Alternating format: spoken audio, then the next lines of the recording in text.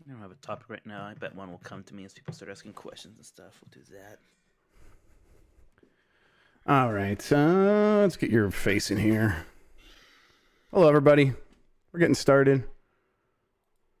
Let's go. Yeah. Yellow. Who moved the thing up here? I did. I did. And I'm gonna. I'll do it again. Okay, my bad. I'm tired of scrolling for it. I was confused. Maybe like, oh, did I misclick something because I was fucking around with the channels the other day when It's your fault and we're mad at it's you. my fault. Yeah. I'm sorry. This is an intervention. You've done too much channels. Too much. No, not really. You move it up here so people could find it easily. Yes. So when I have, because like, it's easier for me to have people in here when they're not on the crew for the Giant Bomb Discord, because I don't have the rights to do that. So instead of bothering Bacalar and be like, hey Bacalar, let's get some schmuck like Mike Minotti in there. You guys are all not with it with the Nickelodeon takes. By the way, you were all like shocked that Jimmy Neutron's dad is in. What is he? Yeah. What is he? A People zaddy? like Jimmy Neutron's dad. Oh, he's like a meme guy. He is a meme. He's in all the memes. Okay, I feel like I haven't seen any memes of him. So okay, fair enough. Listen, because you're really uncool. Yes, listen, I am willing to accept that I am not with it, Mike. I think that is likely the very reasonable explanation here. Yeah, I think that might do it. Whatever. The worst thing you said this week. Okay, cool. This is my favorite. This is my favorite segment, by the way. The worst thing Jeff Grubb said this week. Not nearly as bad as the time that you thought. Yeah. The Mario Kart for Super Nintendo was the second one. Right? Didn't think that. Just said it. Just came out of my mouth. You have like a list of all his crimes. Oh, yes. Yeah. You were pretty certain that you played X-Men: Children of the Atom on your Genesis, and that game never came out on the Genesis. What? Saturn, I think probably. Yeah, what X-Men games were on the Genesis then? There were two 2D platform ones that are a lot of fun, but Children of the Atom Clone Wars? Yeah, that's X-Men 2 Clone Wars, but Children of the Atom is just the first fighting game right, the X-Men in it that Capcom made. Okay. You idiot! I can't believe you didn't know that. Stupid. Yeah, dummy. Oh yeah? Oh my god. Hey, Sasuke. What's up? Oh yeah, Mike? Well, I don't like how happy you look in that picture where you're going down the slide. I was very happy. Actually, I was miserable that day because it was really hot and muggy out, and we were taking family pictures for 2 hours, and the kids were being kids and not cooperating. Yes. And I was just so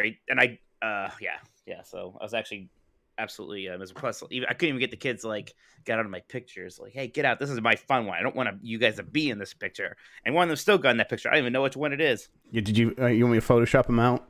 I'll take care of that. I'll take care of those kids. I think I know. No, Fat Jeff. I think I know how to Photoshop better than you do. That's probably true. What did I tell you? That's probably true. About I'm not offended. Raiders? I was dead on the money. Yeah, you were right. Arc Raiders got delayed. And I told you it was going to be like Monday of that before that stupid investors call. They're gonna do the announcement. Yep. I didn't know they were going to push the FPS. Yeah, that's weird that the other game is ready to go. That's weird. They're like, oh, listen, we're gonna delay this other game. But this other game we're talking Why don't you about. release the one you talked about? That's not the whole story. The other one's clearly in trouble also or something. Oh, Arc Raiders? They said we're gonna add PvP to it. That's why it's gonna take a longer time. That's what the guy said.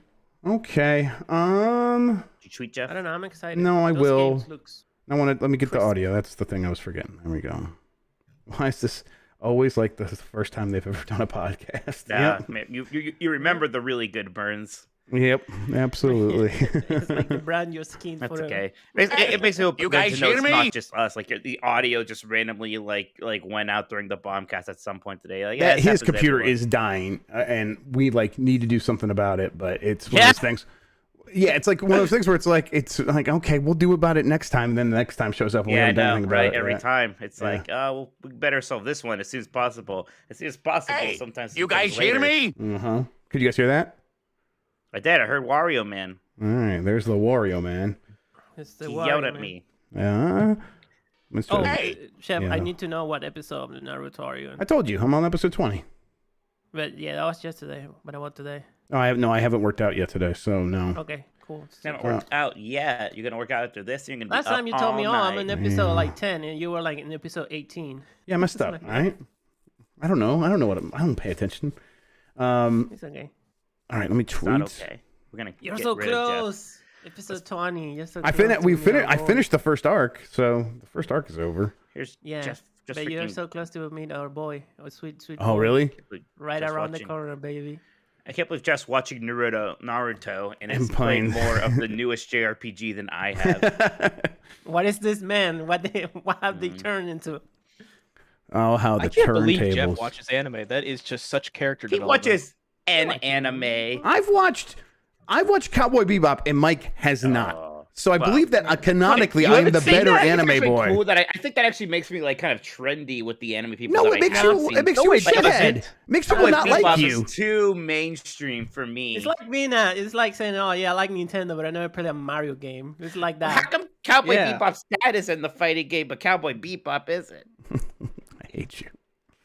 Cowboy You Bebop guys is not are- anime. I hate you. I know. I get remember, like, what you're like doing. It, so it's not anime. Yeah, But I've seen why Outlaw isn't Jimmy Star, which is Neutron in better. it? Wait, so Hugh Neutron is like much more popular than Jimmy Neutron? Okay, to be clear, Yeah, it's a little weird that Jimmy Neutron's not in it. I agree, actually. Okay. That's a little weird, but you know, they put Nigel Thornberry in it, and not like the kid who is actually the star of that show. Now, granted, I don't. Even that case They is even should perfect. they should add 'cause those characters to Of multiverse. course, Nigel Thornberry is more popular.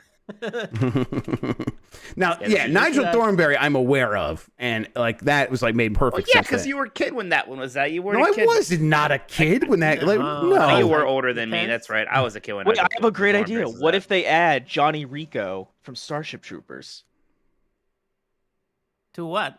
To what? No, game? you ruined it. We were Multiverse. all just gonna stay We're- silent for a very, very long time. I was like, someone else. I was gonna wait for someone else to react to that. I've never seen Starship Troopers. Oh, you're a piece That of was shit. What? Oh my god, you're the worst. I hate you. Yeah, you are horrible. I wish you were wow. Oh my god.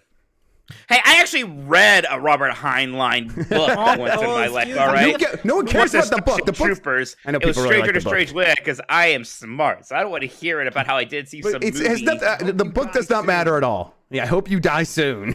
I hope you die soon. I'm a pirate. Wow. Suck my dick. Yeah, you know what, Jeff? I'm a pirate. Suck my dick. Yeah, fair enough. He said it, I could everybody. run this entire stream with my soundpad. Yeah. Fuck it. I just respond to everything with "I'm a pirate." Suck my dick for an hour and a half. People like that. Mr. Nibbler, I will time you out. Starship Troopers, the movie is perfect. It is perfect. It is a perfect Yeah, it's movie. literally a perfect movie. Yeah, it's I would a know. I never perfect saw it. movie. I like it because they fucking nuke Buenos Aires. Fuck those assholes. Okay, well, great. Now we have that on our stream. Thanks Yeah, a lot. now there's that. Yeah. Hey, I'm Argentinian. I can say. Yeah, he's allowed to, I They think. know what they did to me. I'm not shut up about Hugh, dude. Jesus. All right, everybody. We're going to start Also, I the like show. it because in the You sound like- you know, explosion, Jeff, my you sound house is right outside the explosion. Imagine if like they added Homer Simpson to a fighting game and people were like, "Why come Homer's in it but not Bart?" That's what you sound like. Homer's like the star of the show, though, at this point, Yeah. and has been since like the How third about- season. Maybe look, I didn't see much of Jimmy Neutron either. Maybe he became the star of that show. Right, it's okay. Probably not. Probably not. Yeah, somehow I doubt that. Nobody who's named Hugh becomes the star of anything. All right, we're starting this show. I think I'm ready to go. I have the rundown. raw dogging. Oh, what? I'm raw dogging it. I'm raw dogging. Raw dog it. All right, let me see here. Let me close Important this thing one. is that we're all mature. That's right. This is the most mature podcast on YouTube. Okay, everybody, we're gonna start the show. You ready, Mike? Yeah, I'm cranking it. Thank you for that, Christian. And so, Skay. I'm gonna come. Now get out. Now get out. I like Alright. to do it like the umpire. Just like a growl. Yeah. Very, very manly, I think is the word. Okay. No. I guess so. Very animalistic. Yeah, I sure. think. Virile. Like Absolutely. unlike a man. Like Oh yeah. Okay. before it's very Subhuman. before- Absolutely. That's how Yes, I it's very describe you. subhuman. Yes, everyone likes that word. Okay. I'm gonna hit record and then hit the button after I count down. You ready? You would never. 5, 4, 3. Hey, You guys hear me? Start cheering now! Yeah, let's get this over with.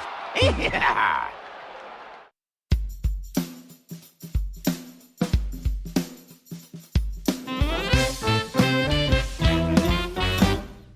Woof woof. Hi, I'm Mike Minotti, and I am a Nintendog. Hi, I'm Jeff Grubb, and I am a Nintendog. And we are the last of the Nintendog. I don't know what that reading was. Today, Splatoon 3 Direct is on the way. We're finding a secret two-player mode in a classic Nintendo game, and we are going to save Star Fox with the power of love and friendship, baby. Jeff, how's it going?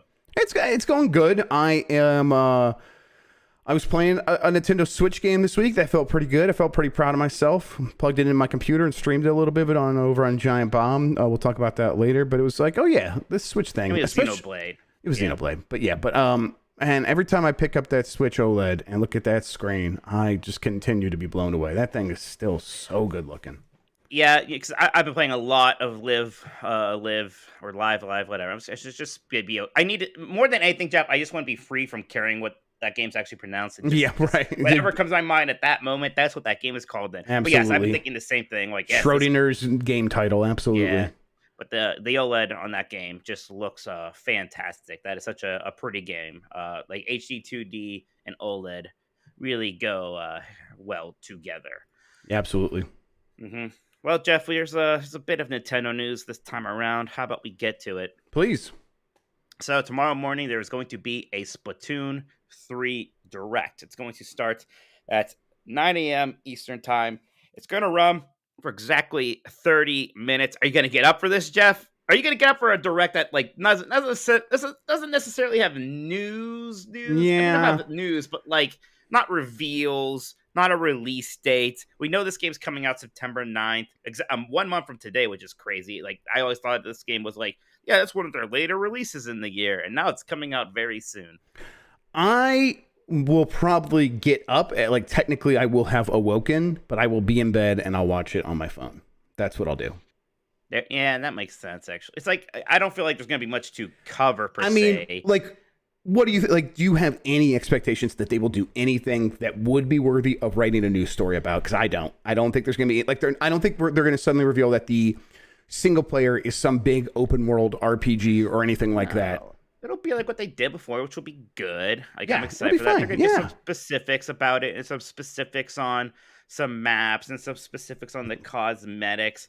Maybe if there's something shocking about how improved the online was, but even then, I don't really expect that per se. I'm expecting it to be Splatoon 3, which is what I really want, and I'm excited for it. Have they revealed who the two new hosts are this time? Have they done that yet? No, that is probably the thing that is going to be that is most likely going to be the thing that if you're into Splatoon, all the Nintendo websites will probably have stories about that sort of thing, and I expect that to be sort of the height of what we get from this. I would love for them to surprise me. I would love for there to be a ton of extra stuff. I expect the 30 minutes I think they said they're spending on this tomorrow. I bet most of it is going to be really zoom in on the details of new weapons, talking about new maps, maybe talking about new ways of doling out those maps. The last couple of games have been 2 maps at a time for 2 hours at a time, that sort of thing. I wonder if they change that stuff up and they think that's a really big deal for the admittedly massive Splatoon audience out there. So that audience will care about that sort of stuff. I just don't know if it's going to be the kind of thing where it's okay, we're speculating on right now, and mostly we're speculating. There's not going to be much to be worth speculating about.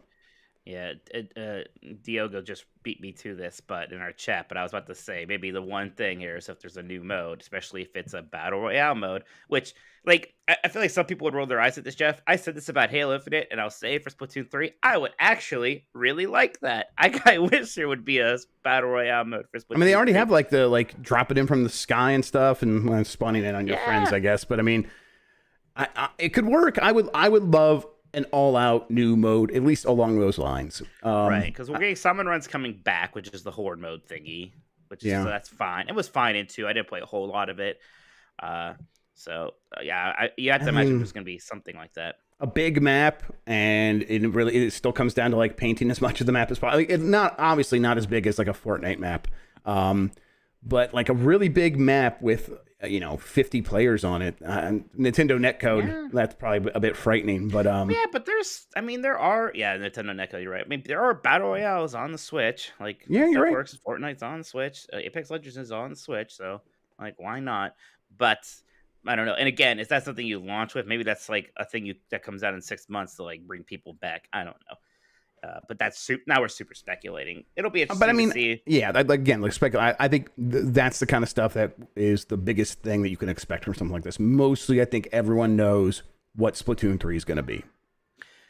I feel like the hopes are already dashed, Jeff, when we start getting all these tweets about like announcements and stuff. But there is no major direct coming anytime soon. Like, this isn't a direct, but clearly, no, not what people a general are direct. Yeah. I mean, you don't think there's going to be one in September? I mean, this one's in no, that's not September. This game comes out in September. No, because games are just going to start coming. There might be, right. I don't know, because it's not going to do a whole direct for Bayonetta. No. And like the Pokemon stuff will have their own things. There'll be another Pokemon presentation with more information on those two games before they come out. I'm trying to think like what else is happening this year from Nintendo. I think I'm forgetting of something, but I don't know. It might be really later in the year now, Jeff. I think. Or maybe not, because wasn't it last year where like I was been a direct forever, and that like carried into we had that early in the year one. Is that right? Was that the timeline? That seems right. I'm struggling to remember because it was like a little bit odd. But I'm like trying to think like not much has changed in terms of like what Nintendo needs to talk about since June, and when we didn't get a direct then, like it. We know there's some things, but they could do them in tweets. They could do Metroid Prime in a tweet. They could do an actual release date for Advance Wars in a tweet. Right, exactly. And that's, again, these are things that, Metroid, we don't know about. That could be surprising. But everything else we pretty much know about. Everything else already, many of these things now even have dates, especially after all these tweets and stuff. So, yeah. I mean, I have no idea really at this point. After the summer where early on, I got the word that they were going to do a series of stuff. I haven't heard anything new since then. And it still seems like we are in the series of smaller events stage. Whether or not that suddenly ends and then September is like a whole new phase and they do a general direct, I don't know. It's not feeling that way right now. No, it's not. And again, when you do a direct now or the next direct, it's going to be talking a lot about 2023 stuff. I don't think they're going to start talking about 2020. Yeah, Zelda. But I mean, gosh, whatever that Mario team is working on, that's probably going to have to come up at some point here. So we're going to have to start talking about new things, next Fire Emblem, things like that. So is that stuff really going to get talked about in September? I don't think so. Yeah, it doesn't feel like it. All right, Jeff, before we get to the next one here, I do want to thank everybody who is watching live. We are seeing Super Chats come in. We are going to read those later in the show. Every Super Chat will get read. If you are watching the show live, please give us a thumbs up. We really appreciate that. It helps more people find the show, and it reins back my ever-building rage that causes me to lash out at Jeff. Please. Conversely, if you like when I lash out at Jeff, it fuels my anger and makes me more likely to just start screaming at him. Whatever you like, just do the thumbs up thing. Also, we have our topic. I talked about this earlier in the show, but it's going to be how would you save Star Fox? So we're going to save Star Fox later, and that's going to be very exciting. If you want to talk about that in a super chat, we will also read it during the show. Jeff, Midnight Suns is delayed. This kind of came out during Take-Two's financials. It doesn't even have a new date right now. This one is interesting because this game just seems to be in a weird spot of, they announced it went radio silent for a while. We saw like a little bit more of it, I think, at some point during Summer Game Fest, if I'm not wrong. But there just didn't seem to be an excitement factor there. It seemed like it never recovered from a lot of people being put off by the whole card thing. Do we know what this delay is about? Is there any chance that they are actually just getting rid of the cards, or at least disguising them even more so that they look less like cards? Yeah, I think they are going to abstract the cards out of existence. Yeah, they will do. They'll do tokens or something. I think. I mean, I don't know. It feels like that's what they're going for, right? Because that was the big backlash, and I mean, other than maybe the game isn't very fun to play, which is a bigger problem, I suppose. The problem seemed to be that people saw the card mechanics, got very unexcited about this, and it felt like this game was going to come out and be put out and die. I don't know. I think that if the game was really like, you couldn't ignore how fun it is, they probably would have put it out and just like tried to win people over with word of mouth. But it's also not exactly like, it's not like it's a free to play game. It's like in the XCOM lineage, it's going to be a full game that comes out, and yeah, it has cards, but it's not like you're buying card packs or anything. So it doesn't really have the opportunity to slowly build over time. It needs to be a winner right out of the gate. And so they seem like they have cold feet. Is that the term? Seems like they have cold feet about like committing to what this game is. And they've already made a big delay for it before to try to seem like maybe to shore this stuff up and maybe add a bunch of sparkles to the gameplay to make it feel like, it's cards, but it's still like all kinds of stuff is happening. And you're definitely in control of these X-Men characters, or superhero characters, excuse me. A lot of them are X-Men. I still see Wolverine when I think about this game for some reason. That's the first. Yeah, but it's like Spider-Man's definitely in it too. So I'm like, Spider-Man, Captain America's even in it.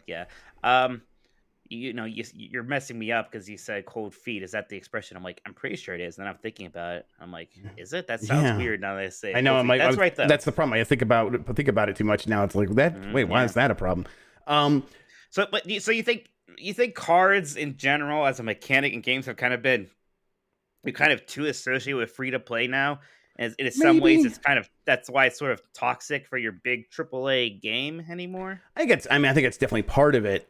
Yes. But I also just think that there's a group of people. It's the same thing as the turn-based mechanics thing or the MMO combat thing. There are people who, when they press a button, they just want it to fucking punch.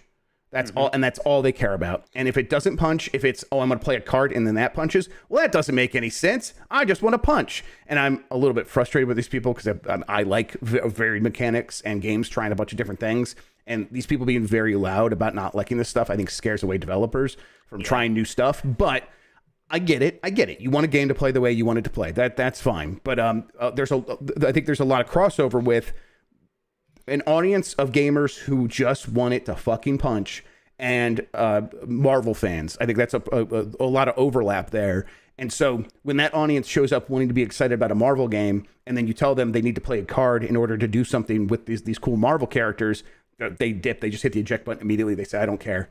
And that's maybe a problem for a game that has probably, maybe it's not a huge budget game, but it's a big budget license at least. You got to make a certain amount of money and make this thing make sense. And anything that might scare the people who have invested a lot of time and money in a project like this, I could see them being like, well, listen, if we could do something to mitigate those concerns, maybe we should. This isn't a new thing, Jeff. I remember back in the Gamecube days, and I've been thinking about the Gamecube days a lot. Phantasy Star Online Episode 3, the sequel to like Phantasy Star Online proper, and then it had Episode 2, which kind of just added new content. And then Episode 3 was a card game. Like, it had card mechanics. Yeah. I remember even then, people were like, why are there cards in this game all of a sudden? Like, this stuff has happened before. Yeah. And like Gamefire points out, many people had hopes for an XCOM style game and got cards. I mean, it could be both things. I think it could. I really think it's going to be both things. But I think they need to maybe present it much more like this is XCOM but with Marvel. Like that's really how they should be marketing this, right? And I wonder if it's like, because like you play as your own like OC, your original creation superhero, and then these other superheroes are obviously on your team. But it's like I don't know how much control you have over them. Maybe that was an issue. I don't know. It's tough to nail down exactly what this is, but I think that's the problem is like there's a lot of potential issues here for getting this game over the hump in terms of excitement.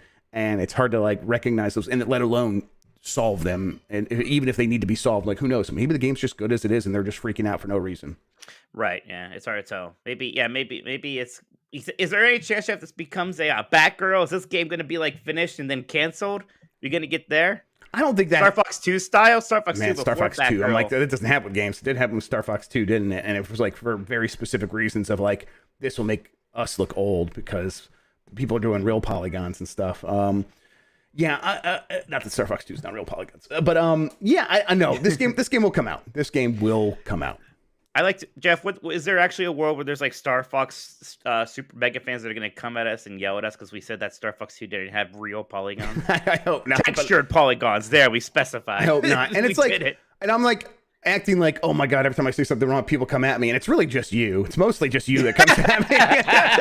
I'm glad I've made you a neurotic mess, Jeff. That pleases me. I'm glad. I'm like, I like say stuff, and I'm like, well, I know that's wrong, but we've moved on. No one else cares. And then like most people are just like, that's just Jeff. It's all right. He just like says things incorrectly sometimes. No big deal. That's Jeff thinking that he played a 1998 2D fighting game on his Genesis. That's oh my god.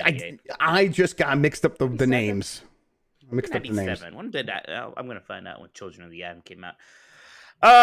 Jeff, Super Punch-Out 2 has a 2-player mode, and we just found out about this. You actually crazy. know more about this than I do, but like you can, if you need the second controller to be plugged in to like access these codes and whatnot. Correct. And you can actually play 2-player Punch-Out. Has there ever been a 2-player mode in a Punch-Out game before? I'm trying to remember if the original arcade game had something, but I don't think so. I don't know for sure, like but I don't think so. Arcadey, like almost like half puzzle game, like right.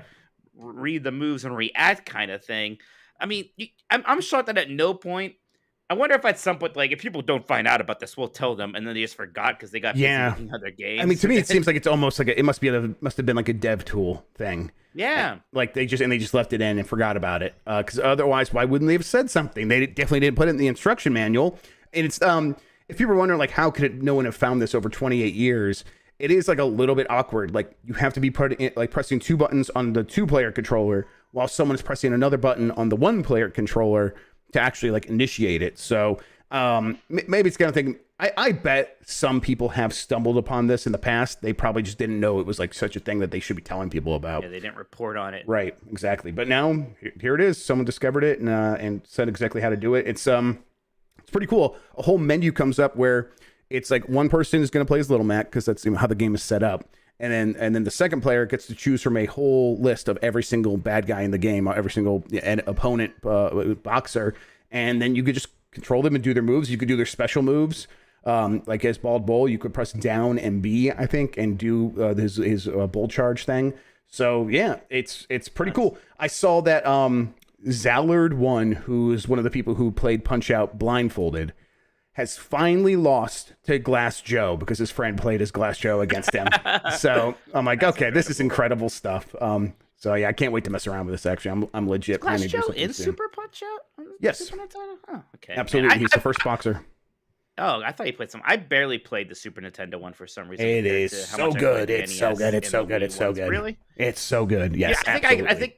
You know how you're like put off by like small things, like you don't play as Donkey Kong. Sure. I don't like the way. I don't even know if it is supposed to be Little Mac. I don't like whoever that blonde guy. Yes, that's fair. I don't blame you for that. Yeah, I get that. He looks like a twerp. Yes, absolutely. Like Little Mac just looks like a young Rocky or something. And yeah, this guy, yes, he looks like a douchebag. Absolutely. Yeah. I mean, I got over it because I was just so into Super Punch-Out, but I definitely understand. But they went back to Little Mac after that. Little Mac is the star of Punch-Out for Wii. Another fantastic game. Blessing Jr. And then once they put him into Super Smash Bros. And that was a character I kept hoping they put into Smash before they finally got added to 4, I think. Once you get into Smash Bros, now you're enshrined, you're canon. That's why absolutely. That's why we still need Mike from Star Tropics to get in there someday. Someday, Jeff, there's gonna be like a. Is that why you like Star Tropics? Because his name is Mike. No, in fact, I don't like that his name is Mike. Even you guys were doing the Bombcast today. There was another Michael on there, and I disliked it because people kept saying Michael and Mike, and I kept going, huh? Oh no, they're not talking to me when I'm not on a show. Yeah, I hate it when people are named Jeff. Yeah. He worked for the wrong site. Jeff, we got financials. This was something. The day after we did the show last week was they had a Pokemon Direct, which we already talked about, and financials. And right. I think like overnight, like it happened. I think you and Dean were right there writing stuff that morning. So yeah. Yeah. So we've talked about this stuff a little bit since then, but I did want to just kind of catch up on Switch sales are now at 111 million units worldwide. PlayStation 2 numbers, which is about to 155 million, Jeff. That's always been the best-selling console. Yep. It could happen. And a lot of it comes down to how Nintendo deals with a Switch 2, right? Yeah. Switch 2, supply issues. Because, I mean, they're thinking right now is probably that they don't need to do a Pro. But if they did do a Pro, it would or some easily other kind it of would new easily model, get the PlayStation right? 2. Yes. Right. So I mean, if they did a Switch color, they would definitely do the same thing because that's the same thing. Oh my, yeah. Well, then they would cheat and just pretend like it counts, and then it would be a tainted victory for all time. Some of the interesting sales numbers was that so Kirby and the Forgotten Land, since it came out, which was actually before this latest quarter, has sold just a bit over 4.53 million copies. That seems very good for that. Is fantastic for that. Yes, absolutely. Yeah. Like if Metroid Dread would have done that, that would have been very huge. happy. Yes. Right. And even I was like, I wonder if this is going to do Metroid Dread numbers or if this is going to kind of get to that tier beyond that. It's at the tier beyond that. And you know, the best selling Kirby game ever is the first one, which did like a bit over 5 million. This will surpass that. This will eventually become the best selling Kirby game of all time. Right. And you could tell because that the 1.48 million it just sold was in its second quarter. Like, and they probably launched late in the quarter, but still, like, 1.4. Or I'm sorry, that was a 1.88 million. Like, that's really good for a second quarter. Yeah. Yeah. So this game's gonna do well in Christmas. It's gonna just have legs for a while now. I mean, even Star Allies had like some legs, and this game's already well outsold that. Star Allies, I think, is closer to that 2 million mark. Like, this will be the Kirby game that people will get when they pick up their Switch. Mario Strikers Battle League, which came out during the last quarter, has already sold 1.9 million. Jeff, that seems pretty good to me. That's I think that actually tracks slightly better, or at least on par with the golf and the tennis game that we have gotten. And normally the golf and the tennis game is kind of like, those are the two always on every Nintendo system, and you don't know if you're going to get a new Mario Strikers. So the fact that it's tracking with those, and maybe even a little better, seems pretty good. I think it's really good. I think, and I could be wrong about this, so this is not me trying to be confident about something I don't know anything about, but I'm pretty sure I remember when this game launched, it didn't do very good in Japan. So it's like, it must be doing really well elsewhere, and I'm like, and worldwide, which I guess makes sense for a soccer game. Well, in Japan, Jeff, it was actually a much bigger deal that Daisy wasn't in it. There was kind of protests. Right. Yes, that's right. So it's probably picking up a lot in the last couple of weeks. That's right. Right. Yes. So I think I saw that. That's all evening out. I think I saw that on the Nippon TV channels. Yes. Yeah. Absolutely. Yeah, I'm surprised you didn't hear it on NPR because I know like the major networks aren't talking about it. But I thought they would have. Yeah. They smarter try to people. represent. Yeah. Exactly. A cultured Daisy fans. Even bigger numbers, this is kind of surprising. Nintendo Switch Sports, which also came out that quarter and does not get talked about very much, has also almost sold 5 million copies, 4.84 million. Again, people aren't talking about this game. It kind of feels like it just came out. But I bet it sells at least another like 2 or 3 million during the holiday quarter. Like, it'll again. This is always like my thing for some reason. It'll end up selling better than Final Fantasy VII Remake, right? Yep. And no one's talking about it. So they're it's not going to be like Wii Sports, which was this giant phenomenon and the best selling thing in the game. But for how much effort a Switch Sports honestly probably took to make, and the fact that's going to sell over 5 billion copies, I mean, that's almost there's a lot of profit there, Jeff. Yep, and it's just selling to that same family audience that Nintendo dominates and no one else really knows how to capture. And it's like Nintendo keeps serving up more stuff for that audience, and that audience just buys all of this stuff. They buy all of it. And they're probably the ones buying Strikers Battle League because it's a party game. They could play, it's a sports party game they can play with their family. The Nintendo just completely dominates this audience. Yep. And then we have an update on Mario Kart 8, which is the best selling game on the Switch. It sold another 1.48 million in the quarter. Total sales are at 46.82 million. Like, you don't really see sales numbers like that for a game very often. It's in a pretty wacky special category, huh? Especially a console exclusive game, like exclusive to one console. Whoa! I mean, kind of the Wii U. Yeah, but that 46.82 million doesn't count the Wii U numbers. Yeah. So. NPD counts the Wii U numbers actually, but not Nintendo. Yes, exactly. It's weird how that works, but that is more than Red Dead Redemption 2's 45 million across every platform. It's pretty nuts, Jeff. And I mean, there's finally DLC coming out for it now, so it's going to, like, sales they're already always doing fine, right? But like, when do you think the next wave comes? Right around the holidays, and it's going to be the pack-in game probably again with like the holiday bundle and stuff. So, yep. They always give updated numbers on the top 10 overall. Number 2 is Animal Crossing New Horizons at 39.38 million. There was a bit there, Jeff, where it seemed like it was going to outpace Mario Kart 8 Deluxe. And I guess since it came out later, it maybe technically is. But again, Mario Kart 8 is getting new content now and seems to maybe be kind of outpacing it once again. Yeah, I mean, like, Nintendo gave us the games that sold more than 1 million units last quarter. Mario Kart 8 Deluxe, one of them. Animal Crossing was not. Yes, there you go. So now, granted, Animal Crossing New Horizons by next quarter will probably have reached the 40 million milestone. Exactly. Which I don't think any of us were predicting. No way. It just was the perfect game at the perfect time, and it continues to be. It's like, oh yeah, that is. It maybe does go Mario Kart, Animal Crossing, Zelda at this point in terms of like the real top tier Nintendo proproperties and in terms of sales, and Pokemon, of course, yes.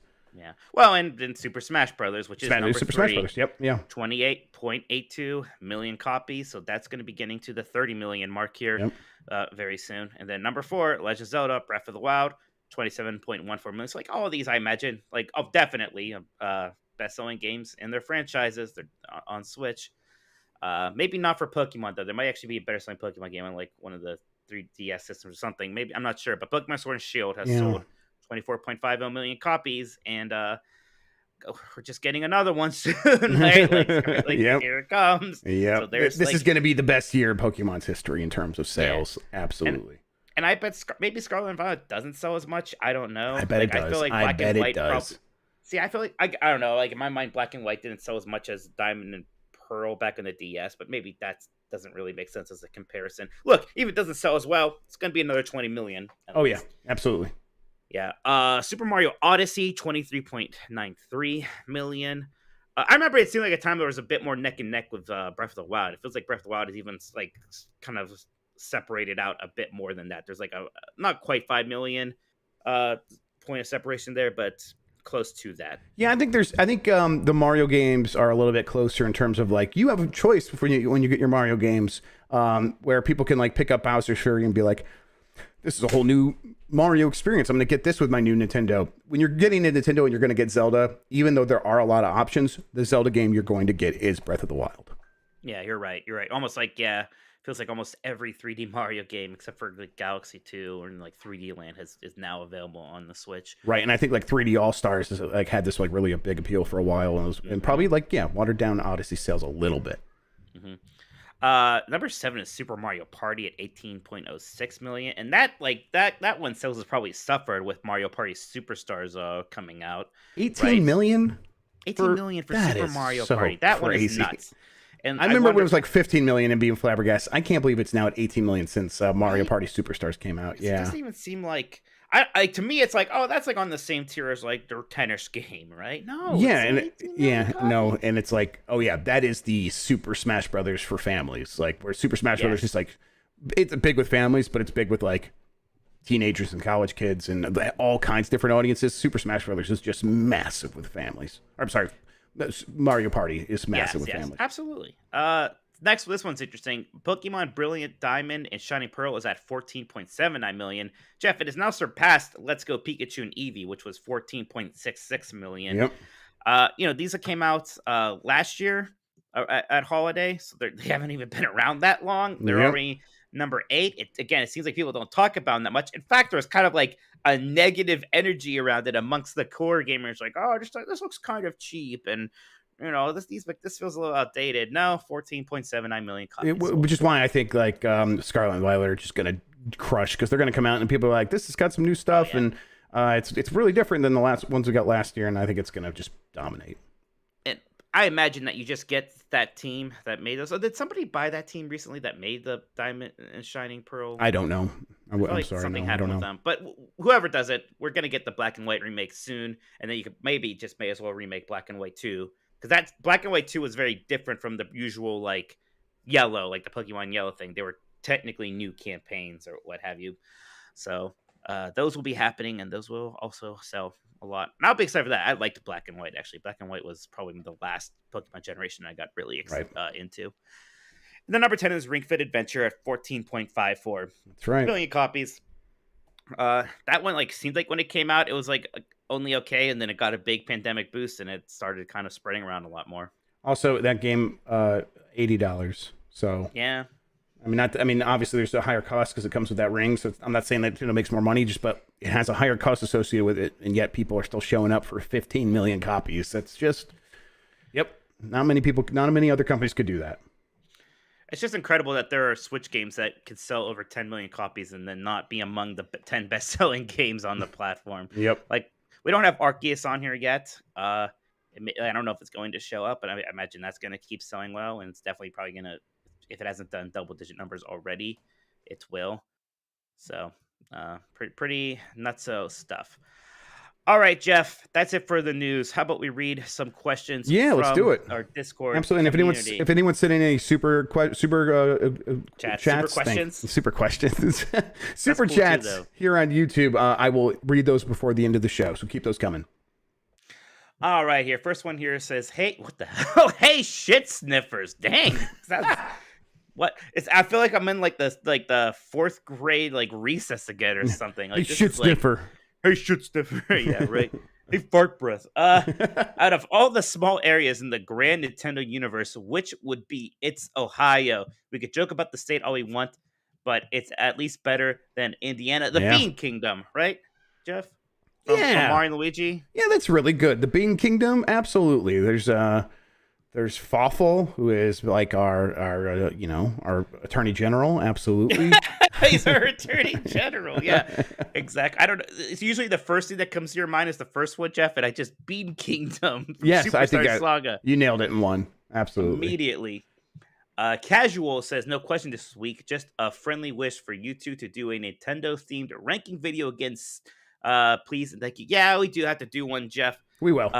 We will. Things are always busy these days, but we'll find a way. Things are busy, but we'll find some time. I mean, maybe we can do a break-in video, and you can just use it as content on GameSpeed if you want. You can put up as a thing. We can do that. Yeah, pitch it to Giant Bomb. We'll do it as Giant Bomb content for them if they want. Yeah, we talked about doing tier videos. We talked about doing tier rankings with like the entire crew. So maybe we can do a Nintendo one with you and me. Let's do it.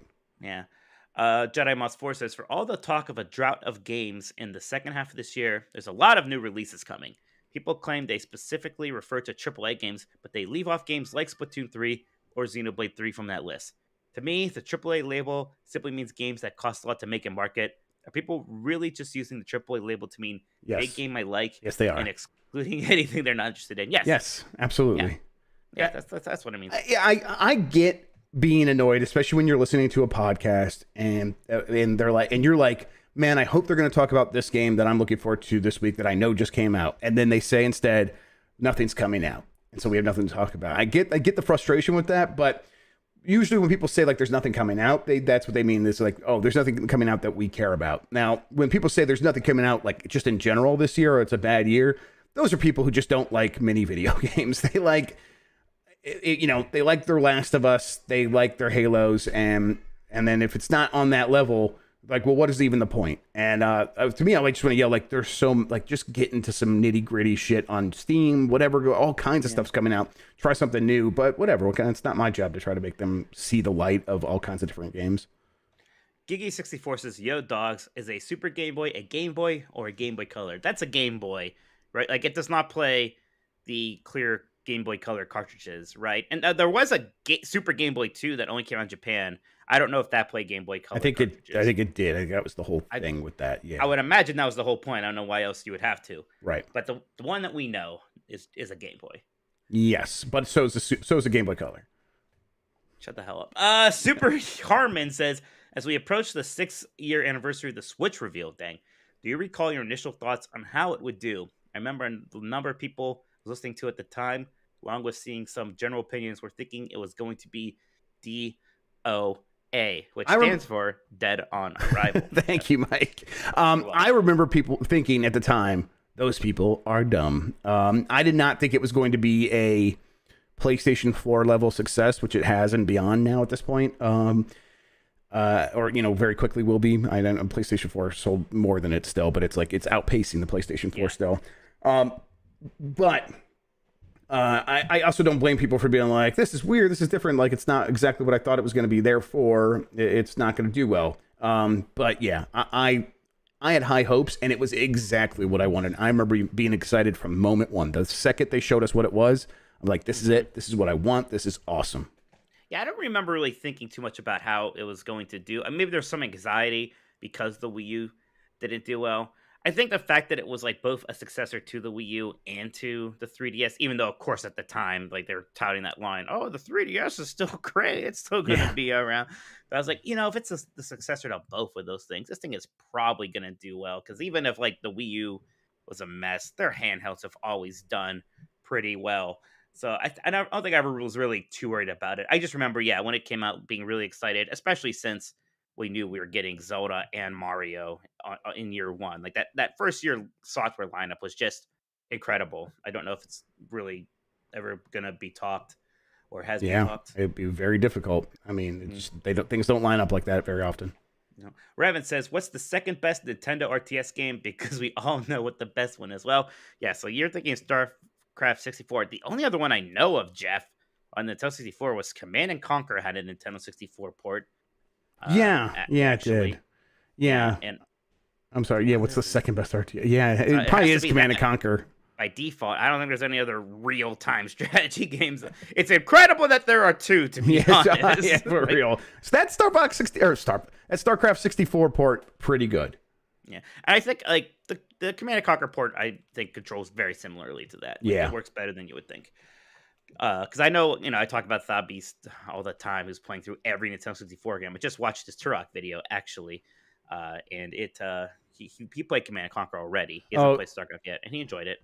So T-Buckets asks, and there's obviously a flaw with this, but Pikmin isn't an RTS. Pikmin probably is, but it's also not on the Nintendo 64. Yeah. No. Now I'm like thinking about the Pikmin D-Make and what that would have been like. Yeah, I mean, it would have probably been pretty similar. It probably would have been pretty good on the 64. They probably would have struggled to get many Pikmin on there. 100 Pikmin probably would have been a challenge. Is Doshin the Giant in RTS? I never played it. I don't know what Doshin the Giant is. I don't know what the hell that is. Yeah, no. For some reason, I'm like... Revan didn't say in 64. He said second best Nintendo RTS game. Man, this whole time I thought he was... Man, thank you, Sean. I just read it as Nintendo 64 this entire time. Maybe I was just really excited to be a know-it-all about there being a Command and Conquer on Nintendo 64, Jeff. Yeah, well then, I definitely do know the second best Nintendo RTS game then. Battalion Wars? No, although that's fine. It's okay. It is Warlocked for the Game Boy Color. I mean, the Game Boy. Oh, is that real time? I know people like that, but I haven't actually played it. Yes, it's real time. It's basically, I think I never played any of the RTS Warcraft games, but I played Warlocked, which I'm pretty sure is just one of those. Well, maybe it is Pikmin then, or one like Pikmin 3 or one of those. And now I'm like actually like really excited. Like, what other real time strategy RTS games aren't there? Even because freaking ActRaiser had an RTS element to it, but it's also half of a 2D side scroll. I don't think any of the other Blizzard games ever came on Switch. There was a port of Warcraft 2, I think, for like PlayStation or something weird, but not on any of the Nintendo stuff. There's gotta be some real-time strategy games on the Switch though, but I can't really think of a turn-based strategy. Kind of became the fashion of the times. Absolutely. Screaming Turbo Mad says, "I got 4 things on my mind after playing Wave 2 of the Mario Kart 8 booster course." All right, what's up? Waluigi Pinball still owns. Yes, I agree with that. Sydney Sprint has amazing music. It does. Yes. Calamari Desert has some crazy changes for the better. Now, I enjoy Calamari Desert. I don't remember the OG Calamari Desert, so I'm taking his word for it. Yeah. And in New York Minute, there's a poster that reads Donkey Kong, the best musical. Would you dogs see a Donkey Kong musical on Broadway? If so, would it use some songs from the Donkey Kong Country cartoon? No, it has to be way more like straight up like Broadway. Musical, like what people do like when Simpsons did the Planet of the Apes parody, that was a Broadway musical. It would be like that. It has to just be the most sing-songy Broadway style tunes you can imagine. Like Act 1 ends with Donkey Kong's like angst ballad, stuff like that.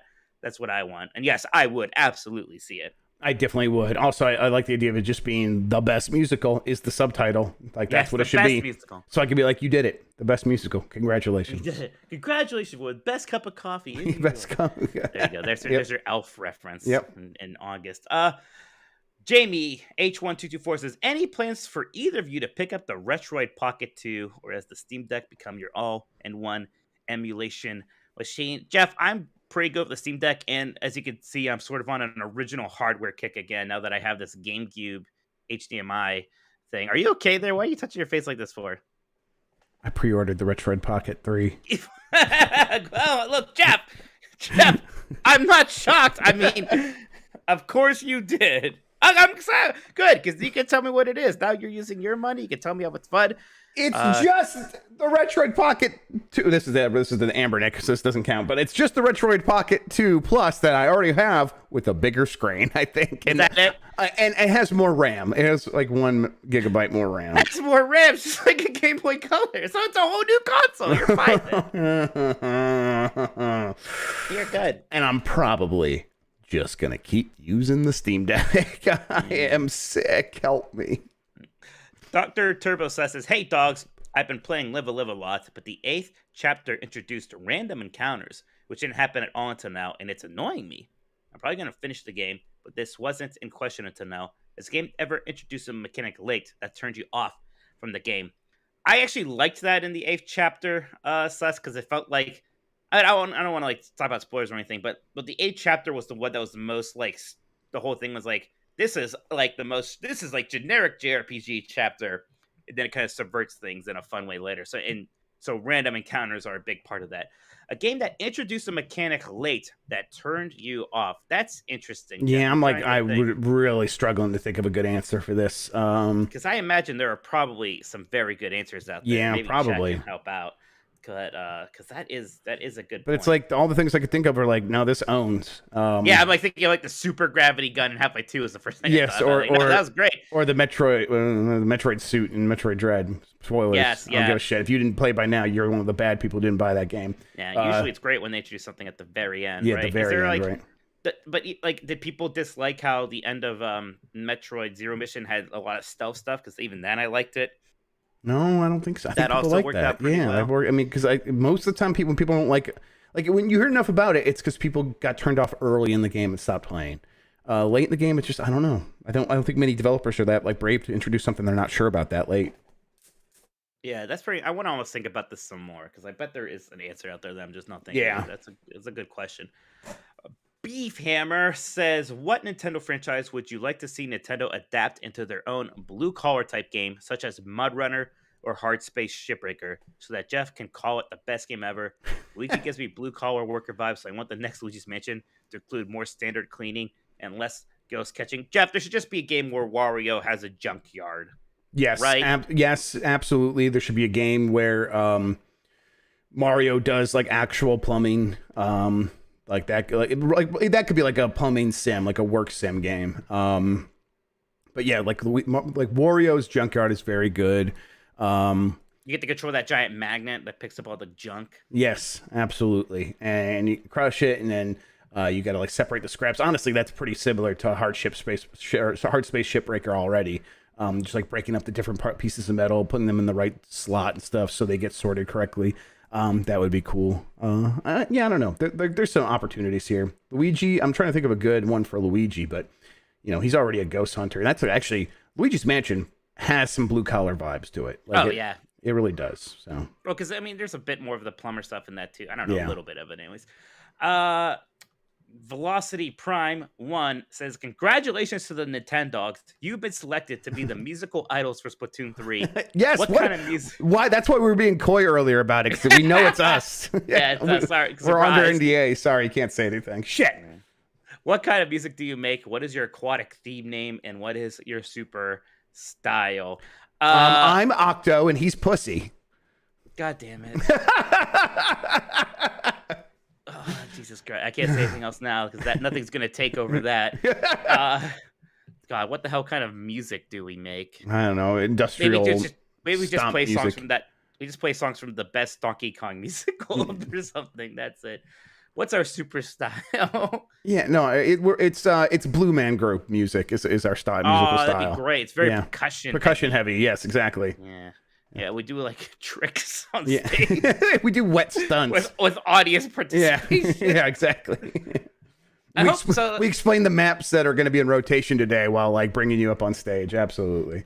So in 2, we had Pearl and Marina, but like the the ones from 1 were like involved in the story. I hope Yes. they do that still. Mostly Yes. because I like Marina a lot. Pearl I don't care about. Yeah, Pearl kinda everyone weirds likes me Marina. out. We get it. She's the Daisy I of wonder why we all Splatoon. like Marina so much. Yeah, we get it. It's so weird.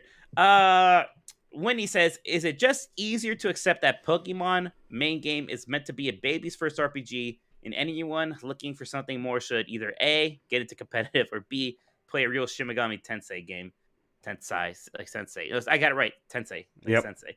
The rest of us can enjoy being Pokemon adults. I mean, I think a big key of their success has been that they haven't grown up too much with their fan base. Like, obviously, people can still go and play those games and enjoy it, but they keep attracting new generations, Right. and that's very much by design. So yeah, you should never expect a Pokemon RPG to get very deep. Like, remember Black and White again? It had the most mildly sophisticated story compared to other entries, and I don't think they're ever even going to do that again. I know one like the selling points in that last presentation was like, there's 3 storylines in this one. I'm like, oh great, like 3 like storylines with like 7-year-old kid cartoon writing to sit through, so I can go fight the Elite Four or whatever. Yeah, Beefhammer makes a good point. Growing up with the fans is how we got Shadow the Hedgehog. So yeah, but like Jeff, I was in that theater. The kids all got very excited when Shadow the Hedgehog showed up. Yeah, of course they. Yeah, okay, fair enough. Like kids like just like Shadow. Yeah, I don't know. Kids like that Well, bullshit. growing up, your audience is how you get the secrets of Dumbledore. To be clear, that's true, what happens right? I don't want to find out what Pikachu's opinions are about Nazis. So let's avoid that. Right, that's what happens when you grow up with your audience, and nobody just ends up liking it. Yeah, God. Here, most of the old fans will still show up, and you keep making new fans. That's what they've stumbled upon, and it means that people like me are not going to like the games as much as they did when they were kids. And it's kind of just completely okay for us, and it is more than okay for them. Why can't we do something about Hitler? Pikachu had a vision that if we kill Hitler, bad things will happen. Yeah. Okay, that makes sense. Let's let him kill everybody then. They're gonna take like the quirky character we all liked in the first one and turn her into a Nazi. They're gonna kill 2 babies. Do you know anyone who saw Secrets of Dumbledore? I don't know anyone who saw it. I don't know anyone who liked the first one. Because the first 2, because the Jesus Secrets Christ, of Dumbledore really? is the third one. Oh my God, you Jesus forgot Christ. about the Crimes of Grindelwald, you idiot. What a fucking embarrassment. You forgot about, because I was in Target, I saw like the Secrets of Dumbledore like on DVD or whatever. I watched that first movie like on home video and just what is this? The first movie was like almost okay. It had that really uncomfortable execution scene where it was like where what's his face is like, well, you guys are guilty, so we're going to murder you now. And it's like they just literally took him out of the office, like time to get him murdered, and it turned to like a thrilling escape sequence, but it was really fucked up. Next from Diogo RP, what's up, doggos? Seeing how the summer has been in terms of Nintendo announcements, the question ran through my mind: do I actually prefer this constant drip of new info to longer directs? Pretty much every week we've had exciting news and highlights to a variety of games, which might have been lost in the shuffle in a bigger direct. Curious how you stand in the summer of Nintendo with these sorts of announcements thus far. Maybe it's just me growing up with E3 and stuff, Jeff, but I still like the really big, juicy direct. Yeah, I mean, if we're not going to get a direct, this is obviously like one of the best alternatives, right? Where we get like a constant drip feed of stuff that like makes sense.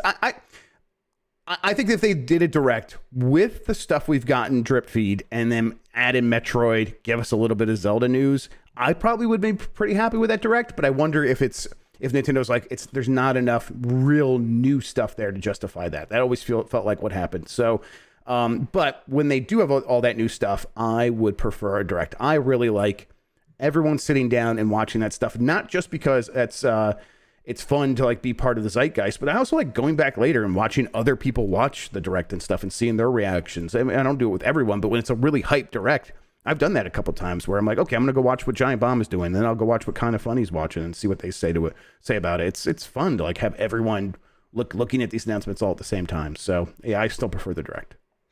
Major Spazer says, what's up to my favorite donkeys? My question is, wouldn't it be badass if, story controls aside, we got a Metroid that looked like Other M? I think about Dread and how cool it would be to literally just add a Z-axis. Samus could have a whole moveset with counter/melee incorporated into actual buttons, with the free aim turning into an over-the-shoulder perspective. If they can nail the Metroidvania aspect of the game, I'm sure it could take the series to new heights, having first-person and 3D action games. I'd love for them to keep the 2D games, but I'd also be happy with this. Maybe remake Super Metroid in the Dread engine. Is it next for a remake? Anyways, all right, a few things here. I think I'm pretty good with just having the 2D games that are like Dread, and then the first-person Prime games, and I don't think I need anything approaching trying to do what Other M did. And I like Other M more than most people, but I don't think we need to do that again. Yeah, we need to contain Other M as much as possible. Contain it. I think that Batman Arkham Asylum is a really good 3D Metroidvania, but I think if you were to put Samus in that game instead, it would not feel right to me. Like you'd have to make a lot of changes to it in terms of like every little aspect of it. It's not like this easy 1-to-1 translation. It's not to say it's not possible, but if I like pick and choose where they put their efforts and their resources, yeah, it is the 2D games. Just let that series continue as is, and then get Metroid Prime right and keep doing those. And yeah, that's what I want. And Jeff, maybe again, this is me and you being a bit old fudgy dudgies, but I don't know if I want to see Super Metroid remade. Yeah, at least not in the Dread engine. I'll say that. Oh no, don't. You better do something special. It better be pixels. It needs to be HD 2D or something. Yeah, HD 2D is kind of man. That would fucking own actually. So if they're gonna do it, there's ways to do it. But if they remake it and it's 3D engine, fuck out of here. Yeah. So I don't know. Again, I say all that, and then it'll probably come out and I play it. I'm like, yeah, this is great. So, I'm sure it would play. I'm sure it would play great. It would play great, but no, don't do it. Super Metroid, very good. Hey, yo, dogs. In light of recent events, what do you think the FBI would find if they raided Nintendo's headquarters and opened their safe? I assume it's where all the unreleased games are held. Yep, I think they would find quite a few of those. Yeah, I think you're right. Yep. Then what else? What illegal stuff? They'd probably find magic mushrooms that Miyamoto tested. Yeah, Forgot about. They find Wario's USB stick that dropped at Medieval Times once. That's right. Wario definitely is the Randy Pitchford of the Mario universe. Absolutely. I can say the pervert, but yes. Same thing. That too. Mr. Bowler says, happy day after International Cat Day, Nintendogs. After Splatoon 3 launches, the remaining bigger Nintendo published games for the year are Bayonetta 3 and Pokemon Scarlet and Violet. With Bayonetta 3 releasing near the October, do you think it's more or less likely we get a standard Nintendo Direct before Bayonetta 3 releases? I think after, Jeff. I think after. It's hard to say, but yeah. I don't know. Maybe. Just because... I'm trying to think like when they do them. I don't know if they ever did one December. Maybe they have actually, but you have the Game Awards going on then also. I mean, it would. I mean, maybe it does make sense after Bayonetta because they're going to be talking. Like, it'll be a time to talk about stuff for next year. The next major direct needs to be talked about mostly stuff for next year. And at that point, they don't talk about Scarlet and Violet themselves. The Pokemon Company does. So. Right. They add like a small sizzle reel trailer of Pokemon stuff occasionally to their stuff. But I think you're like the Game Awards, right? They could put stuff in the Game. Like the Zelda stuff that we're waiting for could almost make more sense showing up at the Game Awards rather than a direct next. So yeah, we'll see. Godrizla says, hey dogs, hope all is well. Thank you to Mike. After seeing your Spice Orange GameCube and the recent Scott the Woz episode, I saw that he just did a GameCube episode. How about that? I am now waiting on a GameCube and a bunch of games to be delivered. Dang it, this is bad. At first it was me, which obviously I'm a big, star on the internet, so I drove up prices, and then Scott the Woz probably did a little bit himself. Annoyingly, a copy of Resident Evil 1 Remake arrived in very good condition, but with one of the discs being for Resident Evil 4. Oof. Well, that's annoying. That was on my I'm making a list of the GameCube games I need to get, and I had Resident Evil 1 Remake on there, and then I'm like, that actually is just on the Switch and probably like looks and plays better. It's everywhere. It's everywhere. I probably don't need to get the GameCube version. No. There's like a part of me that wants to do like a Halloween GameCube stream. Was scared, but you know what? I'll play something else. I'll play like the GameCube version of Resident Evil 2, and there's Luigi's Mansion. There's Eternal Darkness is the big Eternal Darkness. Yep. Yeah. A question in relation to this: will we ever see Nintendo bring other GameCube games to Switch, such as Wave Race? I doubt we will get an NSO-like thing for GameCube. Just don't see that as being in the cards. I mean, I don't think there's any games that they're going to just port in their GameCube form. Like, we're going to get Metroid Prime and like Wind Waker, but they're going to be remasters, or / remakes of some kind. There's going to be like Mario Sunshine was a specific case. I don't think there's going to be any more compilations where we're gonna get just like a GameCube game port. So unless they do an NSO thing, which I don't think that's happening on original Switch. Maybe on Switch 2 someday we're gonna get up to GameCube. Even that somehow feels unlikely. I don't know, but I'm not expecting much in terms of like being able to play Wave Race Blue Storm on a Switch. Agreed. Lossian says, "Hey gents, hope your weekend was relaxing. Jeff, I got out of my perverting ladder, Grubb, and Mike Schmuck Minotti. With inflation persisting, when do you see Nintendo raising prices on their video games and NSO? How about Microsoft with its video games and Game Pass?" Man, that's interesting to think about, Jeff. Is Nintendo going to raise prices? Yes, and I think they do it with the launch of Switch 2 and or the launch of Zelda Breath of the Wild 2. Breath of the Wild 2 could be their first $70 game. Yes. I could see it. Yes. Maybe Switch 2 will be easier for them to kind of push out there because people are somewhat trained. Like, oh, well, when the PlayStation 5 came out, I had to start paying $70 for some games. Now, I guess like the one thing, like maybe Nintendo could say why they wouldn't do it is because they know they sell their games for $60 for like forever. Yeah. So maybe that will like get them to show us some mercy, but probably not. Probably not. Pablo Costa says, "Woof woof beef and cheddar perros," which is Spanish for dogs. "Why is Yoshi's new island music so bad? You don't believe me? Just listen to this atrocity." Jeff, can you play this? Yeah. New Yoshi Island. Yoshi's new on track. I try so hard, Jeff. Yeah, I'm gonna unmute it. It might be loud. Let me turn it down. Okay. I've heard that the soundtrack was bad, but Jesus Christ. Holy shit, this sucks. Yeah, maybe the worst thing I've ever heard. What is wrong with this game? I try so hard, Jeff, to just not think about New Island and Yoshi's Island DS. I think Yoshi Island DS must be better because this soundtrack alone disqualifies New Island. Never mind, I'm going to it now. All the time, they just can't make a good sequel to Yoshi's Island. No, and Yoshi's Island, one of the best games ever made. Right. Talk about like that is incredible peaking. Yes. I mean, I guess I don't blame them. Brain. That song just broke your brain, didn't it? It broke my brain, and then thinking about the sequels broke my brain. I'm like trying to think like, why is Yoshi's Island so good, and why are these sequels so bad? And I'm gonna go look for one. I hope there's like a video essay out there that just like dives into that because I would love for someone to just explain it. Yoshi's Island was the only one where it was like Nintendo's like top tier talent was on it. Right. And then ever since that, it was like, who wants to work on the Yoshi game? Right. Didn't they get like R-Not or whatever, like one of those bad like studios that does like bad platformers to like a lot of these? Yeah, that sounds right, huh? So, but it is just depressing that song was very upsetting, and I never want to hear it again. Nintendo Bro says, "Happy Tuesday, perverts. Excluding the very end of the game, which mouthful mode from Kirby and the Forgotten Land was your favorite?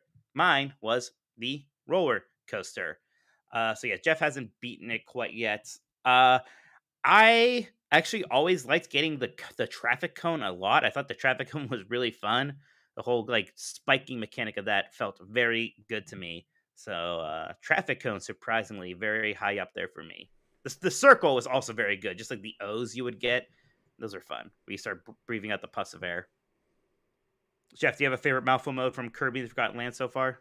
I mean, I think Kirby is like very, very entertaining. Absolutely. I agree with you about the cone. The cone is very useful. And then I do like the circle things, the puffs of air, like you said. Yeah, that just is it's a versatile mechanic. Yeah, it could blow like enemies off of stuff, but just like then getting on a little boat and going around, I love it. Yes. Doc7 says, "Hello, Jeff. Nintendo is a squirrel that nested away extra eggs. Grubb and Mike nuts, Jeff. Squirrels stored nuts, Minotti." You've been selected as creative director for a video game based on your co-host. You can take whatever creative liberties you like. What genre and general direction do you choose for the game?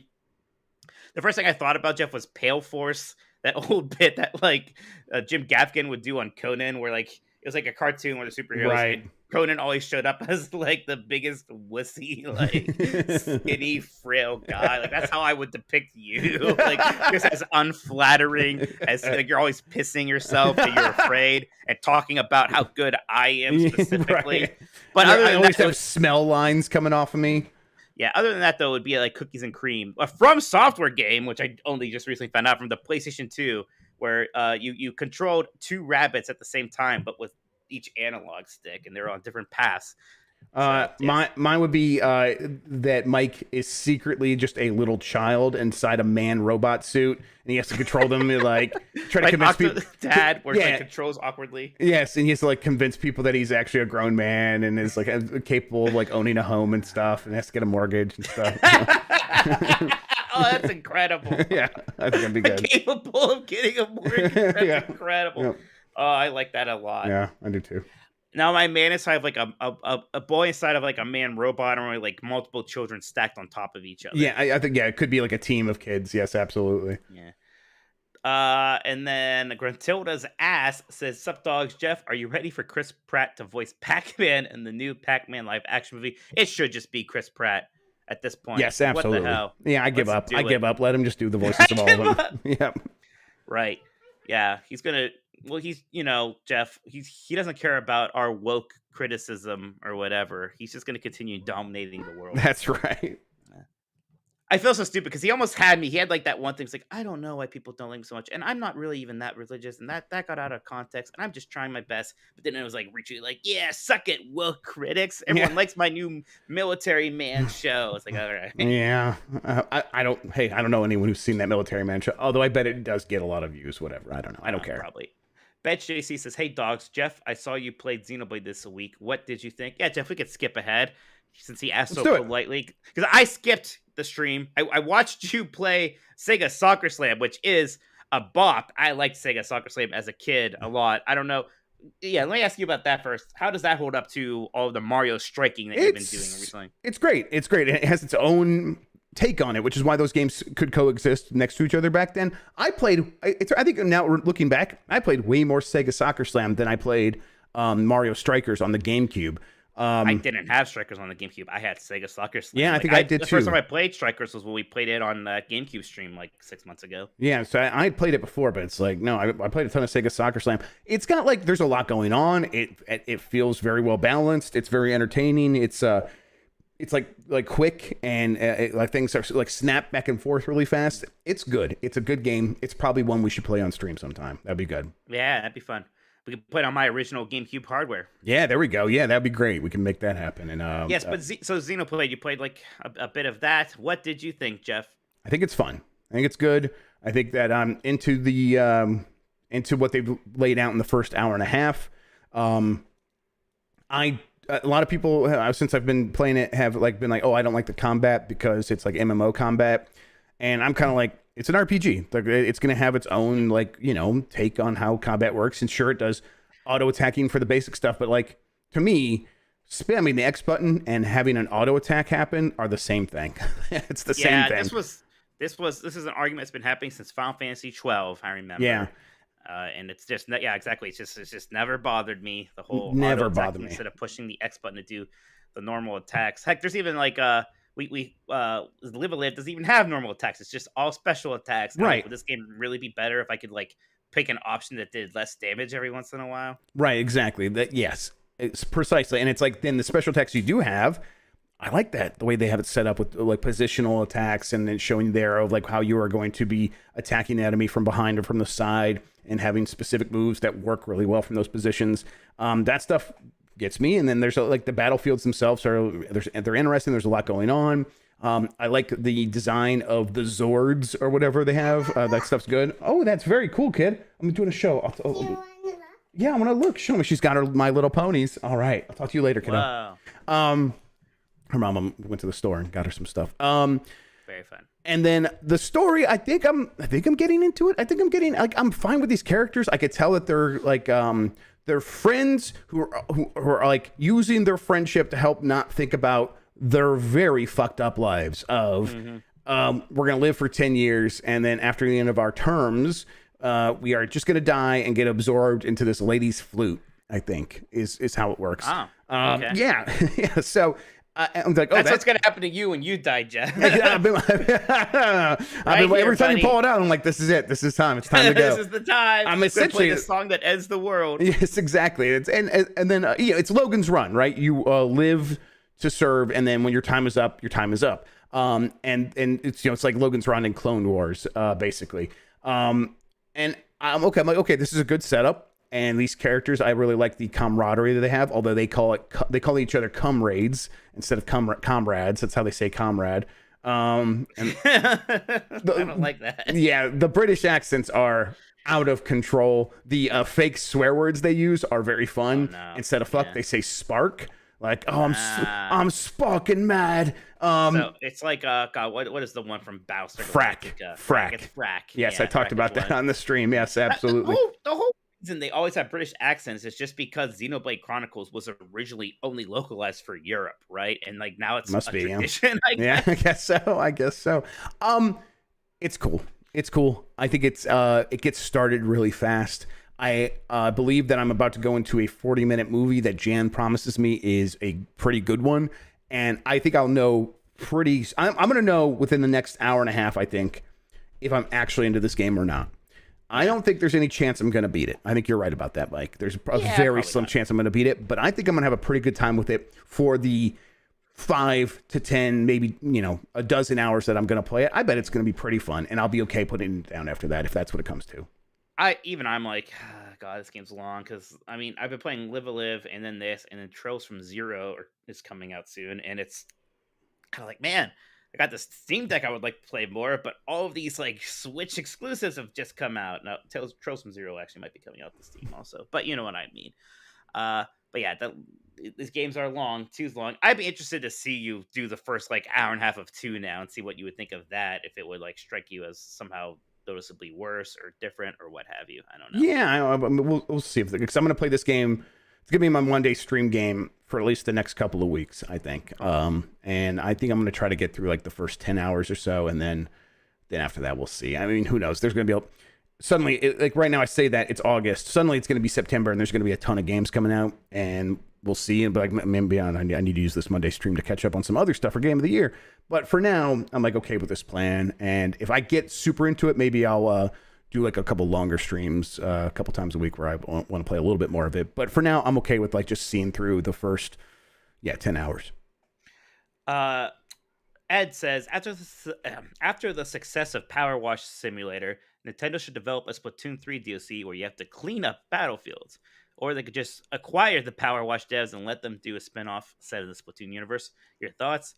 Personally, after finishing it, I need more virtual cleaning one way or another. Man, the whole point of Splatoon is being a splatty, messy boy, Jeff. I don't know. Yeah, but I mean, you start on those courses and they are clean, so someone's cleaning them. Well, maybe so. It's the big cat and the little cat clean them at the end. Maybe they get links Judd. to the Time Sweeper. Yeah, the Time Cat. I think I always say it wrong. Links the Time Sweeper was right. Yes, not the Time Cat. I always said Time Cat before. Yeah. Not during Jeopardy though, you bastard. Actually, I don't think you actually got that one right now that I think about it. So never mind. I think that what I want is more crossovers in games. People are like, I'm so sick of everything connecting to each other. I want everything to be its own thing. I just want a movie that's its own thing. I don't want to have to watch other movies to watch this movie. And I'm like, give that shit to me. Yes, Nintendo should force every developer that puts out their game to figure out how this fits into the overall Nintendo universe. You want to see their 10-year plan? Yeah, yes, and I want to see Power Wash Simulator in the background of Splatoon. Absolutely. You want to get Universal's Dark Universe mixed in there? Yeah, I think that would be the only thing I want now is the Dark Universe in there. Absolutely. Fluffy Cloud Gamer says, hello, Beef and Cheddars. If/when Nintendo decides to return to 2D Mario, how do you think they should evolve the series beyond just making another iteration of new Super Mario Bros? Yeah, they got to do something, Jeff. Either art style-wise or mechanically, but preferably both, honestly. Art style-wise, there's a million things that they could do.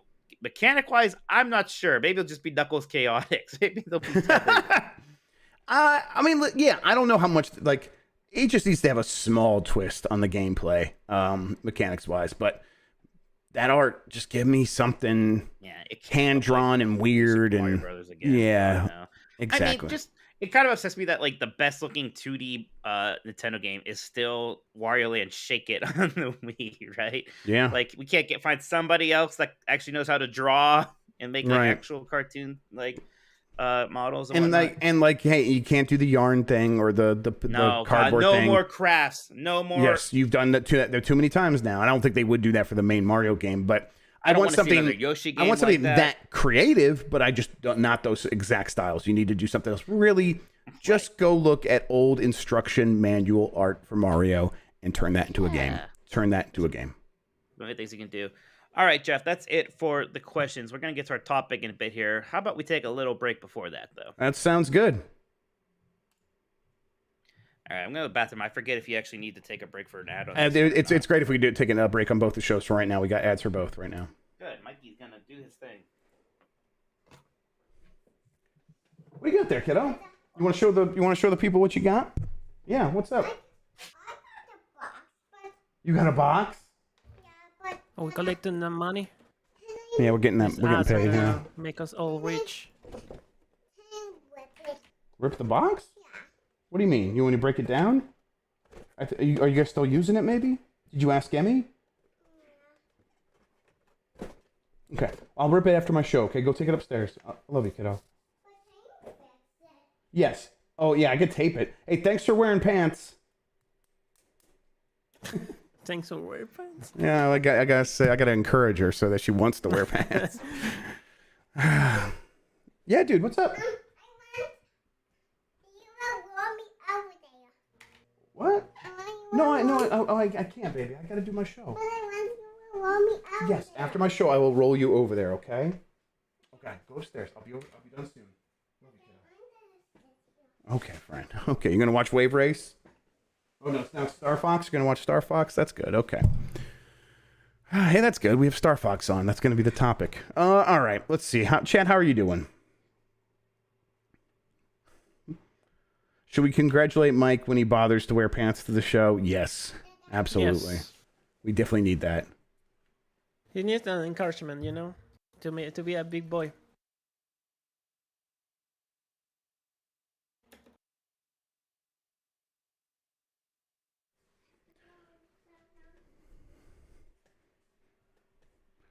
Honestly, I think I'd be a lone pee. if they. Yeah, I mean, he's got to do what he's got to do, man. If they just took Super Mario World art and took it from Super Mario Maker and made a new game, I think I'd be happy too.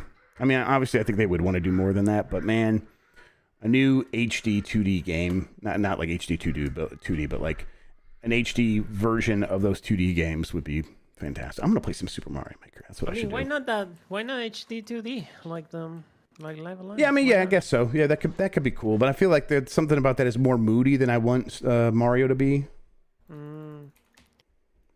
It will look kind of like Paper Mario. Doing his thing. Yep. Let's see here. Let's go to.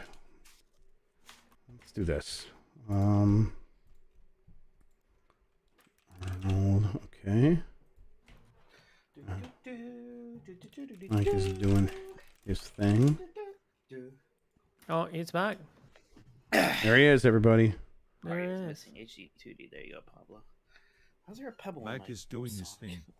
HD 2D Mario, let's go. Yeah, so did you guys hear that? Mike is doing his thing. Yeah, I heard Arnold Schwarzenegger. Mike is doing his thing. Arnold Schwarzenegger is just telling us that Mike is doing his thing. I mean, if you could make him say anything, why didn't you just say Mike is going to the potty or Mike is peeing out of his pee-pee? All right, I mean, I'll see what I can do Go here. for it. If you're gonna do it, dude. Thank you. Yes, type. Punch the keys for God's sake. All right, here we go. So it started. It's inferring. All right, it's pending. Let's go, computer. Come on, Mike AI. is making urine come out of his pee-pee. Thanks, Arnold. Thanks, Arnold. Mike is making urine come out of his pee-pee. Urine. Urine. Is that like that's not the word pee? Urine. Mike is You would say making urine. urine come out of his Urine. pee-pee. Yeah, he struggles with urine. All right, let's get back to it. All right. Okay, we're good. It's your show.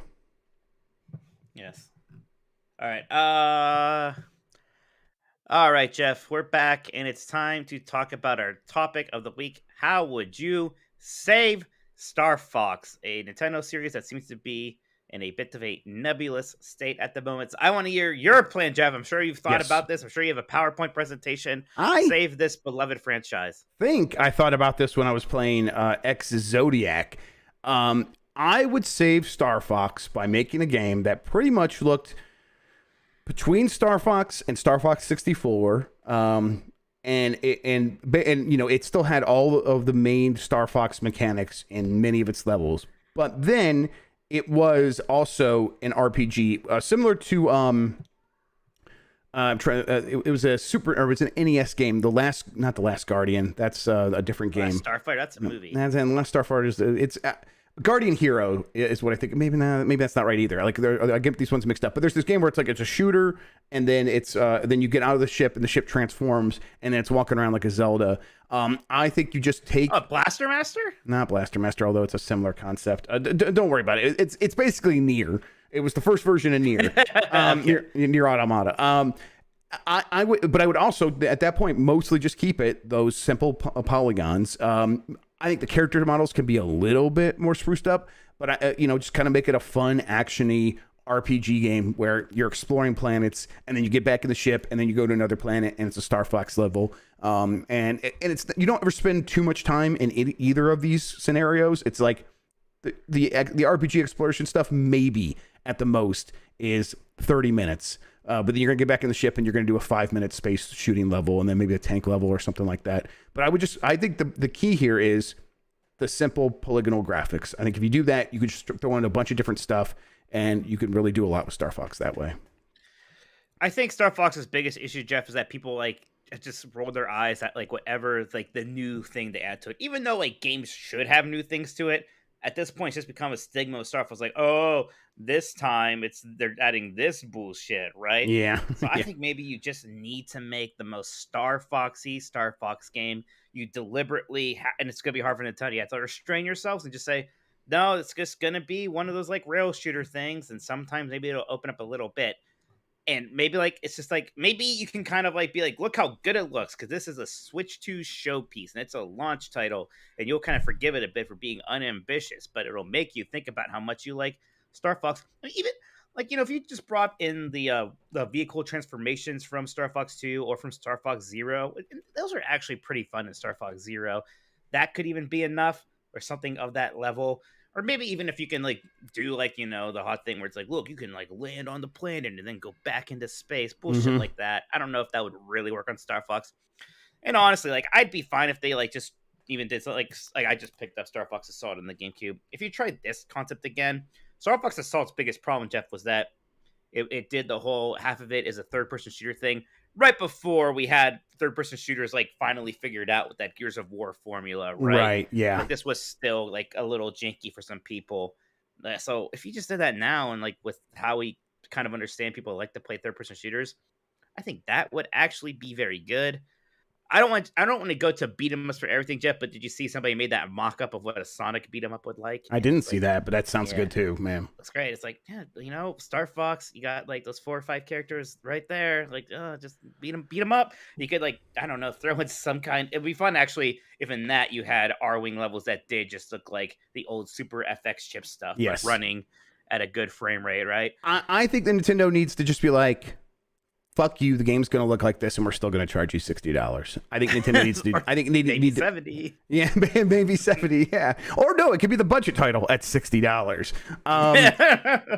I mean, that's their big issue, is that they are afraid to put out games that don't look like they're worth $60. And so we get stuck with them being well, we can't figure anything out. We can't figure out a way to make this game feel like it's worth $60. And I got to be listen, Metroid Dread, while not some huge breakout success, it's still sold 3 million copies or whatever. It's the best-selling Metroid so far, and it's a 2D game.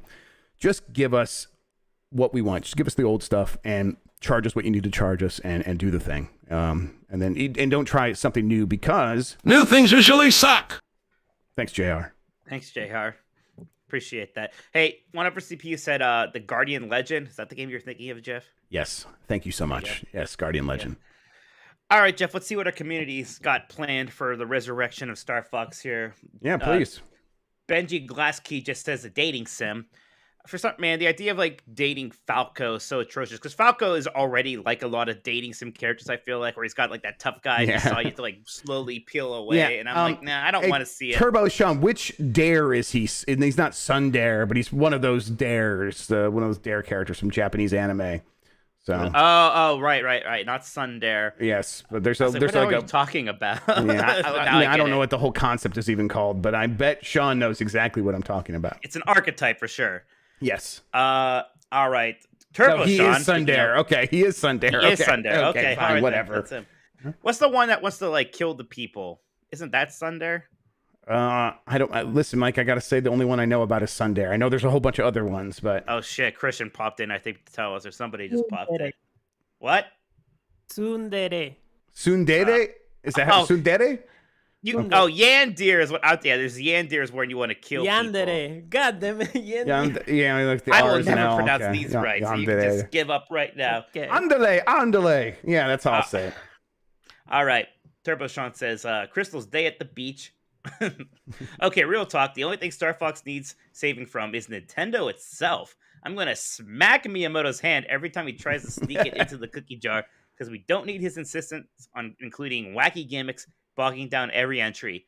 All people want is a new rail shooter, plain and simple. Also, Nintendo's a company needs to get more comfortable with games that do okay. Not every game can do Mario numbers. Experiment with different price points and budgets.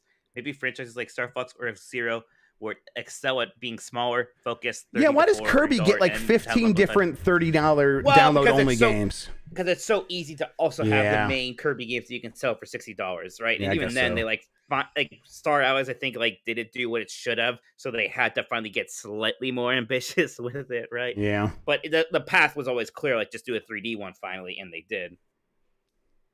Dual Screen says, all I would like for Star Fox is a game where the R-Wing transforms into a mech, something more kinetic than the Walker form in Zero. In mech form, the game would play like Sin and Punishment / Kid Icarus Uprising or Zone of the Enders, fast-paced with a high skill ceiling.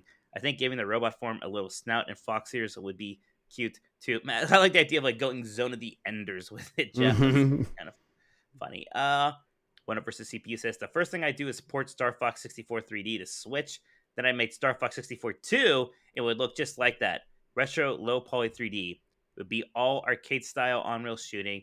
I add new levels, ships, and characters over time. It would have a story mode, but the real me of the game would be about replaying the levels for high scores. So a lot of people kind of asking for a back-to-basics approach here. Yeah, I don't blame them. Jamie H1224 says, while I'd rather something new, the series deserves another chance on Switch, so I don't mind if it's just a retelling of 64 again. How I change it would be that you can land on each planet in the Lylat system and walk around. I was talking about No Man's Sky or Mass Effect levels of interactivity. It would be cool to have side missions on Corneria or the other inhabited planets and then blast off to the next location with the occasional space battle on route. Man, it's just like kind of similar to what I was saying, but it just seems like more ambitious than they're going to want to be. Mm-hmm. Bop says the answer is actually really simple. Just make a Star Fox 64 sequel for the Switch and make a peripheral that lets you slot into Joy-Con and use it as a joystick. That's it. That's all you need for your gimmick. That's kind of interesting. So yeah, I'd be fine with that. And make it but you got to make it a Labo though. Yes, of course. It's got to be made out of cardboard.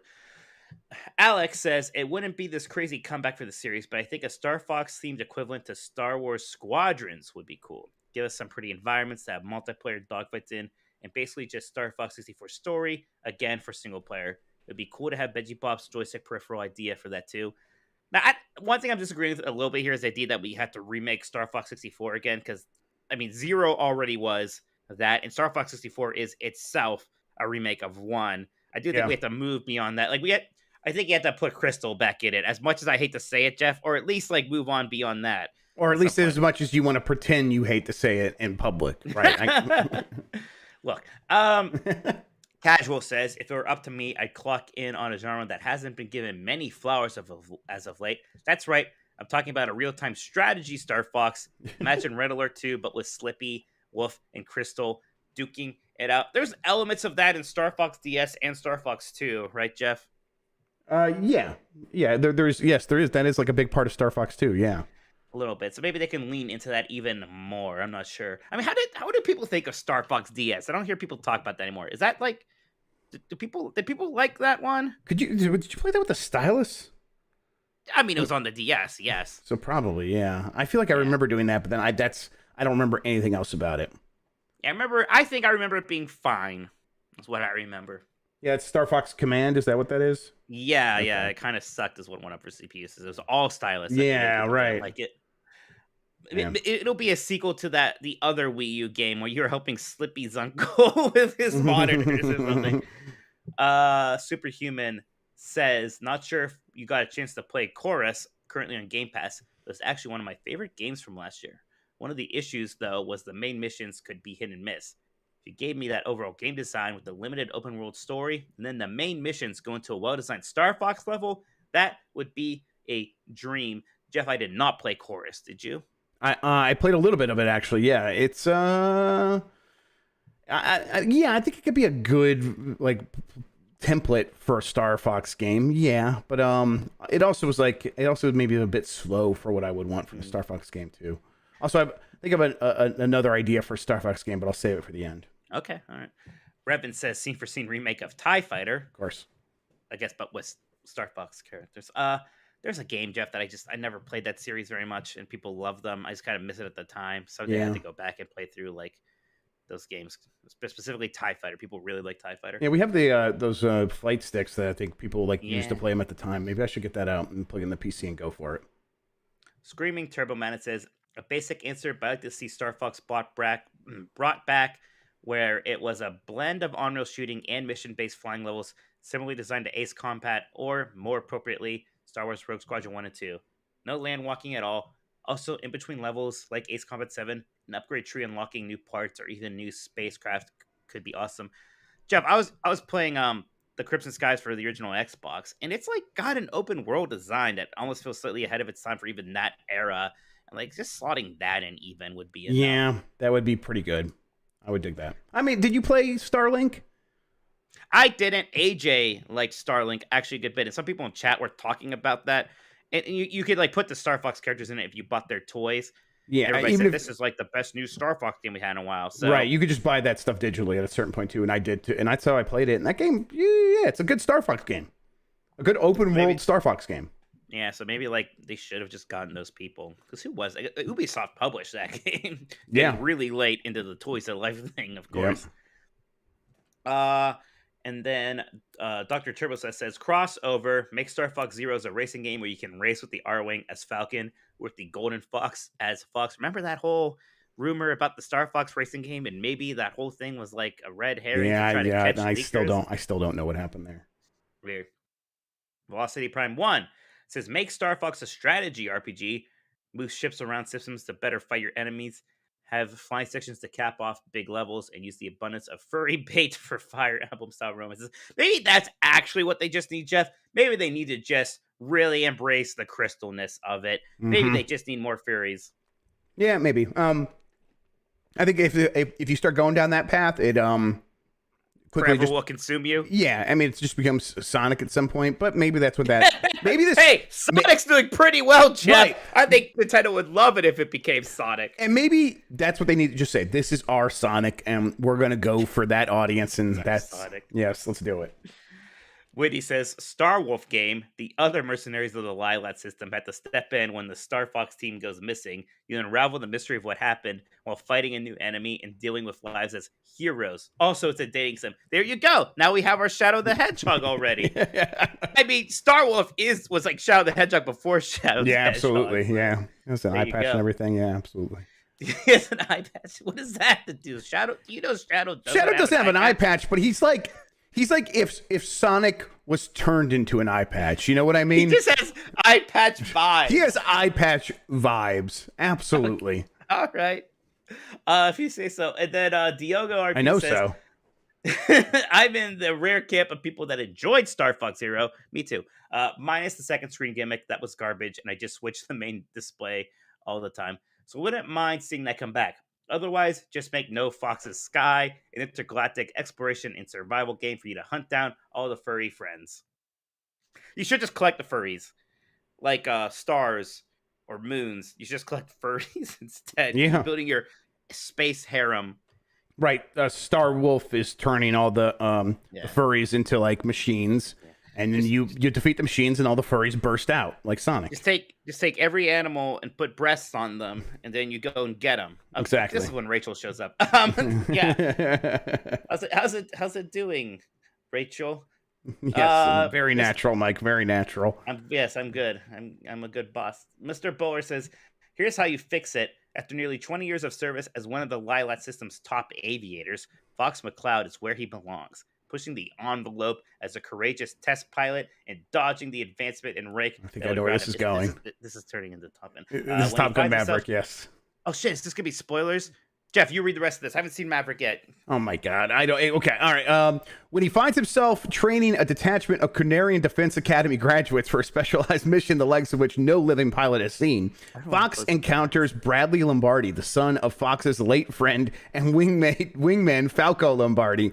Facing an uncertain future and confronting the ghost of his past, Fox is drawn into a confrontation with his own deepest fears, culminating in a mission that demands the ultimate sacrifice from those who will be chosen to fly it. And then this is the plot to Top Gun Maverick, if you couldn't tell. All right, we're good. I was waiting for a signal. Yeah. All right, I got the signal. Yeah, you got the signal. Yes, it's the exact plot to Top Gun Maverick. And let me tell you, Mike, you could like absorb every single word of that, and it would not affect your enjoyment, even like the tiniest little minute I need bit. to see it this week at some Hey, point. hey, stop fucking around and go watch that movie, Mike. I know, You need to see it in the I theaters know. before it's not in theaters anymore. And like, Well, it's doing not so even at well. the cheap theater here yet, which is nice. But yes, I just should see it like the proper theater. Yeah, I think like honestly, it might be going back to IMAX soon. It would be worth it. It would be worth it. Might be worth it. Find an IMAX theater in Cleveland. My brothers are coming over tomorrow, and some of my friends to watch the Beavis and Butthead movie. Finally, the new one. I'm excited about. Yeah, that. my kids keep wanting to put that on for some reason because they're little weirdos. Nice. Your kids like the Beavis and Butthead movie? They don't. They think they do. It was like on the TV, and they don't walked in the room, understand and we anything. turned it off. And my for like 2 days, my youngest daughter was like, I want the show where the boys are in the van or whatever, because at some point they get, and we're like, what the fuck are you talking about? And it took forever. And they're like, wait, are you talking about Beavis and Butthead? And she's like, yep. And she just wanted to sit down and watch it. And then like 10 minutes later, she's like, I don't like this. But Actually, no. yeah. Hosp says, having never played a Star Fox, just remake the best one. Easier task, brings in new players. Can actually see how well sales go. Bit underwhelming for old fans though. Again, they've already basically remade Star Fox 1. I don't blame him for not really knowing that if he hasn't played Star Fox. But I don't think you can't remake Star Fox again, Jeff. No, unless You gotta I do mean, something you new. could basically remake it if you like. You can go in a completely different like art style. I think like if you made it like a living anime or something. Like if you did like took Art System Works graphic style and then remade Star Fox with that, maybe make it super stylized. Even Zero kind of went with the whole Thunder, what's that show called, with the puppets aesthetic a little bit. It looks really good. Like Zero looks good. Thunderbirds, I think that's right. Wildfire Alex says, just take Slippy off the roster and we're golden. Wow. Also, don't fucking do my boy Slippy like that. Jesus. Yeah, I like Slippy. Me too. So which one does he do? Is he the wet or the good and wing gambit? I think you got him in the first one. He's not good and wing. He's not good and wing gambit. He's bet. Yep. You got it. Thank you. Turbo Sean says fuck Slippy, and I think that means I think he means it in the terms like he wants to. Yeah, that makes sense. Yeah, I get it. Well, Sean, we get it, Sean is over his Crystal Crush, and he's moving on to more sophisticated ships. Hell yeah, we get it. Yeah. Oh, it's Slippy. And also re-release the OG with a serious graphical overhaul remake. And for the love of God, don't implement motion controls. I mean, if it was an option, some gyro may not be awful on the Switch. Yeah. But maybe just don't even. Right. You can't show people that in a video because they're going to freak out and worry that it's Zero. That's again. right. Yeah, absolutely. Lostian says they need to accept the fact that Star Fox is not AAA and go for a shot 'em up / bullet hell for $30 or $40. I think he meant shoot 'em up for $30 with some good gameplay and story. So yeah, back to basics. Pablo Cost says, just like Patty and Selma's plan to save Springfield by renaming it Seinfeld, I too suggest rebranding the Star Fox franchise to something more successful like Pokemon. Or maybe not. but do something different with the game and no gimmicky controls for the sake of it. Remember when everybody thought that's how they're going to save F-Zero by just turning that into a Star Fox game? Now it's the opposite. Mm-hmm. Now, oh well. Yeah, it's like I'm like, what if there's like a serious way of like just like changing the name? But no, just call it Star Fox and do something. What if they called it Lilac Wars? Yeah, what if? You would hate that, probably. You'd be furious. Nintendo Bro says, whatever the answer is, I would just like to point out that the series has gone downhill since Crystal was introduced. I mean, critically and maybe financially, that is almost certainly true. Doc7 says, go back in time and force Nintendo to make a Star Fox game for the Wii. The pointer controls of the Wiimotes and Nunchuck were perfect for an on-rail shooter. Cease and punishment. It is weird that the Wii didn't get a Star Fox game. I remember even at the time, everyone's like, how did this not get the Star Fox game? It skipped this console? Yeah. We had 2 on the GameCube and none on the Wii. Yeah, it's weird how Nintendo ends up just like going in droughts for some of these series sometimes. Yeah. But yeah. Okay, here's how you do a Star Fox game. It starts with a space battle between Fox and Starwolf. Starwolf is using secret new tech, and he shoots down Star Fox, and Star Fox crash lands on a planet. His ship is damaged. A dinosaur planet? Yeah, sure, it's a dinosaur planet. That doesn't matter so much. What matters is that his ship is damaged, but he's on a planet that has the capacity to like fix the ship and make it better than it was before. But it starts as a dual stick shooter where you are playing as Star Fox, and you're going to go collect these parts. Then you get the ship, you fix it, you fly into space, and Star Fox or Star Wolf is flying toward your home planet to destroy it. You need to catch up with them, and so you need to be getting better and better parts for your ship. So you're like flying ahead, and you're going faster, and you have to fly to do space missions. But then you get to the next planet. It's another dual stick shooter level, and you get better parts until you finally catch up with them and take them on in a final space battle. That's a good Star Fox game. Wolf says, like Jet Far Shore. Is that where you stole this from? Because this is so specific. I feel like you stole this idea. I mean, listen, I'm not a creative man, so I think it's fair to assume that I would steal something. But no, I never played Jet Far Shore. Okay. I think I might have a code for it. I don't know if I ever played it, though. Bench JC says, make Star Fox be like Spore. I was actually thinking about that last bit of Spore. You manage it while all the Star Fox characters grow through evolution and become sentient. Oh, he wasn't even talking about the part of Spore that takes place in space. That's what I was thinking about. It just became like a resource management trading sim or whatever. Visualizer says, I would enjoy something that plays just like Star Fox 64. Keep it on rails, but extend the number of levels / planets and make them more interconnected. This could provide a lot of opportunities for very different branching paths, determining which NPCs and bosses you might meet as you play each run.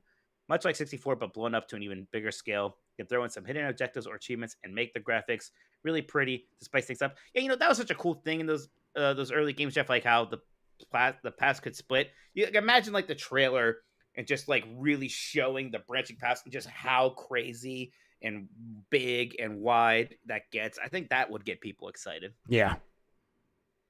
Fat Lucas says, look at Star Fox Zero and do the opposite. See, I think Star Fox Zero is actually pretty fun. It's not a very long game. I understand some of the gimmicks are kind of gimmicky, but there's a lot about it that I did like. I kind of would like to play it again, but I don't want to bust out my Wii U. Jayton says, just make it GTA 5 with Fox, Falco, and Peppy. Instead of cars, you drive R-Wings and other ships. Which one's going to be the Trevor in that situation? I think it's I don't know, maybe it is Peppy. Maybe it is Peppy. I assume Slippy becomes that the guy with the cane, and he's bigger. That whoever that is, who helps them plan their heist. That's what right. Okay. Yes, that definitely feels like a Slippy. Absolutely. Yeah. Jedi Moss 4 says, let Star Fox die. There's plenty of other games to get your fix for aerial / space combat. Nintendo waited too long and others are getting in the sphere. I don't know if there are that many other games, to be honest, Jeff. No, really? Not really. Like, I mean, I'm dying for like a new Rogue Squadron or Crimson Sky. So I don't know. I feel like this has a better chance of coming back than those do. So we must protect our Star Fox. Yes, I agree.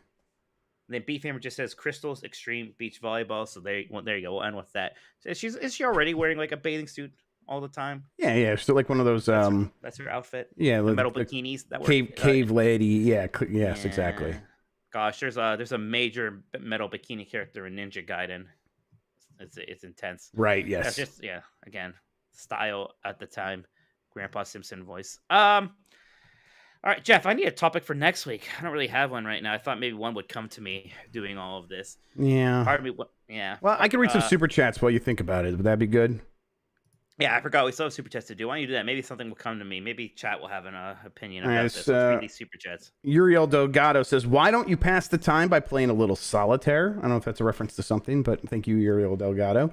The Uncharted Wolf says, "What do you all think is the most confusing story in all of media?" I would say either Kingdom Hearts or Fate. I don't know what is Fate. Fate Grand Order, is that a thing? Maybe. Or something like that, or is that something different? Kingdom Hearts Kingdom Hearts is kind of confusing, but it's mostly just dumb, and people think there's more to it. It's not, and it's confusing because it branches over so many games. Having just played Kentucky Route Zero, that might be a candidate. Daily Beating says, that's a good name. Yeah. Congratulations. I have Advance Wars Reboot Camp on my Fantasy Critic team. Should I just go ahead and drop it with the assumption it is not coming out this year? Yes, I would do that. I would do that. Yeah, you think it? Yeah, I think not. This year I would love for them to drop it in December. Just give me something to play around Christmas. I think that'd be a perfect time to do it. I don't think they're going to. I just don't think so. We also got a bunch of people renewing their memberships here on the YouTube channel. If you hit that join button, you can support the channel. You can get into the secret channels inside the Discord. You get the Jeopardy game, things like that. Zelda Drummer, Rondrus, Kyle Martin, God Rizla, Ben DeVoe, all up their stuff in the last week. So shout out to y'all for that. We really appreciate it. Mike, that does it for the super chats and memberships. All right, well, that's good because Benji actually helped me out here. We even talked about it a little bit. What would you do to make we didn't talk about this before. I'm going to make sure. What would you do to make a new 2D Mario game interesting? There we go. I don't think we've done exactly that. No, I just searched it. This is why I have this list now. Incredible. To make sure I'm incredible not organization. Yeah. Well, I think Sean actually did it for me, but I keep it up. So there we go. That makes sense. What would you do to make a 2D Mario game interesting? There's our topic for next week. We did it. Cool. I like these. I think this one has a chance to have a lot of varied responses. So I'm looking forward to it. Yeah, and it could be aesthetically or mechanically, or like I said, or both. So there we go. All right. Oh, look at that. We just got to 100 likes too. That makes me happy. Thank you, everybody. We appreciate that. Great. Yeah. Look, this is a good episode here, Jeff. I'm actually playing through a lot of GameCube games right now. I know I talked about Live a Live, but one of the ones that I've been playing through the most on my streams is actually Tony Hawk's Pro Skater 3. I got to create a character, and it's you. Yeah, putting you through your career. You're getting towards the end now. You got a lot of promise. We're gonna try to get you on that cruise ship. Thank you. Have I gotten any sponsors or anything like that? I don't think that was in Tony Hawk's Pro Skater 3. No, that's not 3. That's more. Was that a Thug thing? Was that a Tony? I thought it was like a Project 8 one or whatever that was. 8. I want to get part of me is like, I've always played these games on PlayStation 2. I don't know how I feel about playing it on the GameCube controller. It actually works pretty well. It works pretty well. On PlayStation, I'm always using the D-pad, and you don't want to use the GameCube D-pad, obviously. But the analog stick on the GameCube actually works pretty nicely for Tony Hawk because it has those notches. Yes. It makes it a bit easier to get the cardinal directions hit. So it works really well. And then, all the other buttons they're there. So it's fine. Yeah, I played a preview version of the Metroid Prime remaster on my PC with mouse and keyboard controls. It's very cool to have actual first-person shooter controls for that. Not that we've talked about this before. Metroid Prime. Just to specify, you don't actually mean you got a preview of it. You just mean that you got a mod for the GameCube ROM. Yes, and I for the Wii one actually specifically because that that already has the widescreen. But then I also use the HD texture pack, and the HD texture pack is just one of those fan-made HD texture packs where they put it through Gigapixel, and it looks really good. It's probably going to look about as good as what I expect them to do with this game. And yeah, it's this game still rules. I played it a little bit on UPF. Game's 20 years old and just doesn't ever feel like it. It's never. I don't think it's ever going to feel like an old game to me, at least. I think that I bet the younger generation coming to it, especially if you're playing with those original controls. I bet it's hard to go back for them. For me, it's just never, ever, ever going to feel like an old game. It is such the ideal of what I want, and it's still really good. But it's cool that it has such a fan community that you get stuff like this, and I can mess around with that. So I'm digging that. And then I'm gonna play more Xenoblade Chronicles 3. Looking forward to that. Yep, I think I'm gonna jump on Twitch in a little bit here and finish out your Tony Hawk's Pro Skater 3 career, because then I got a lot of games here I want to get through. Have you beat Live Alive?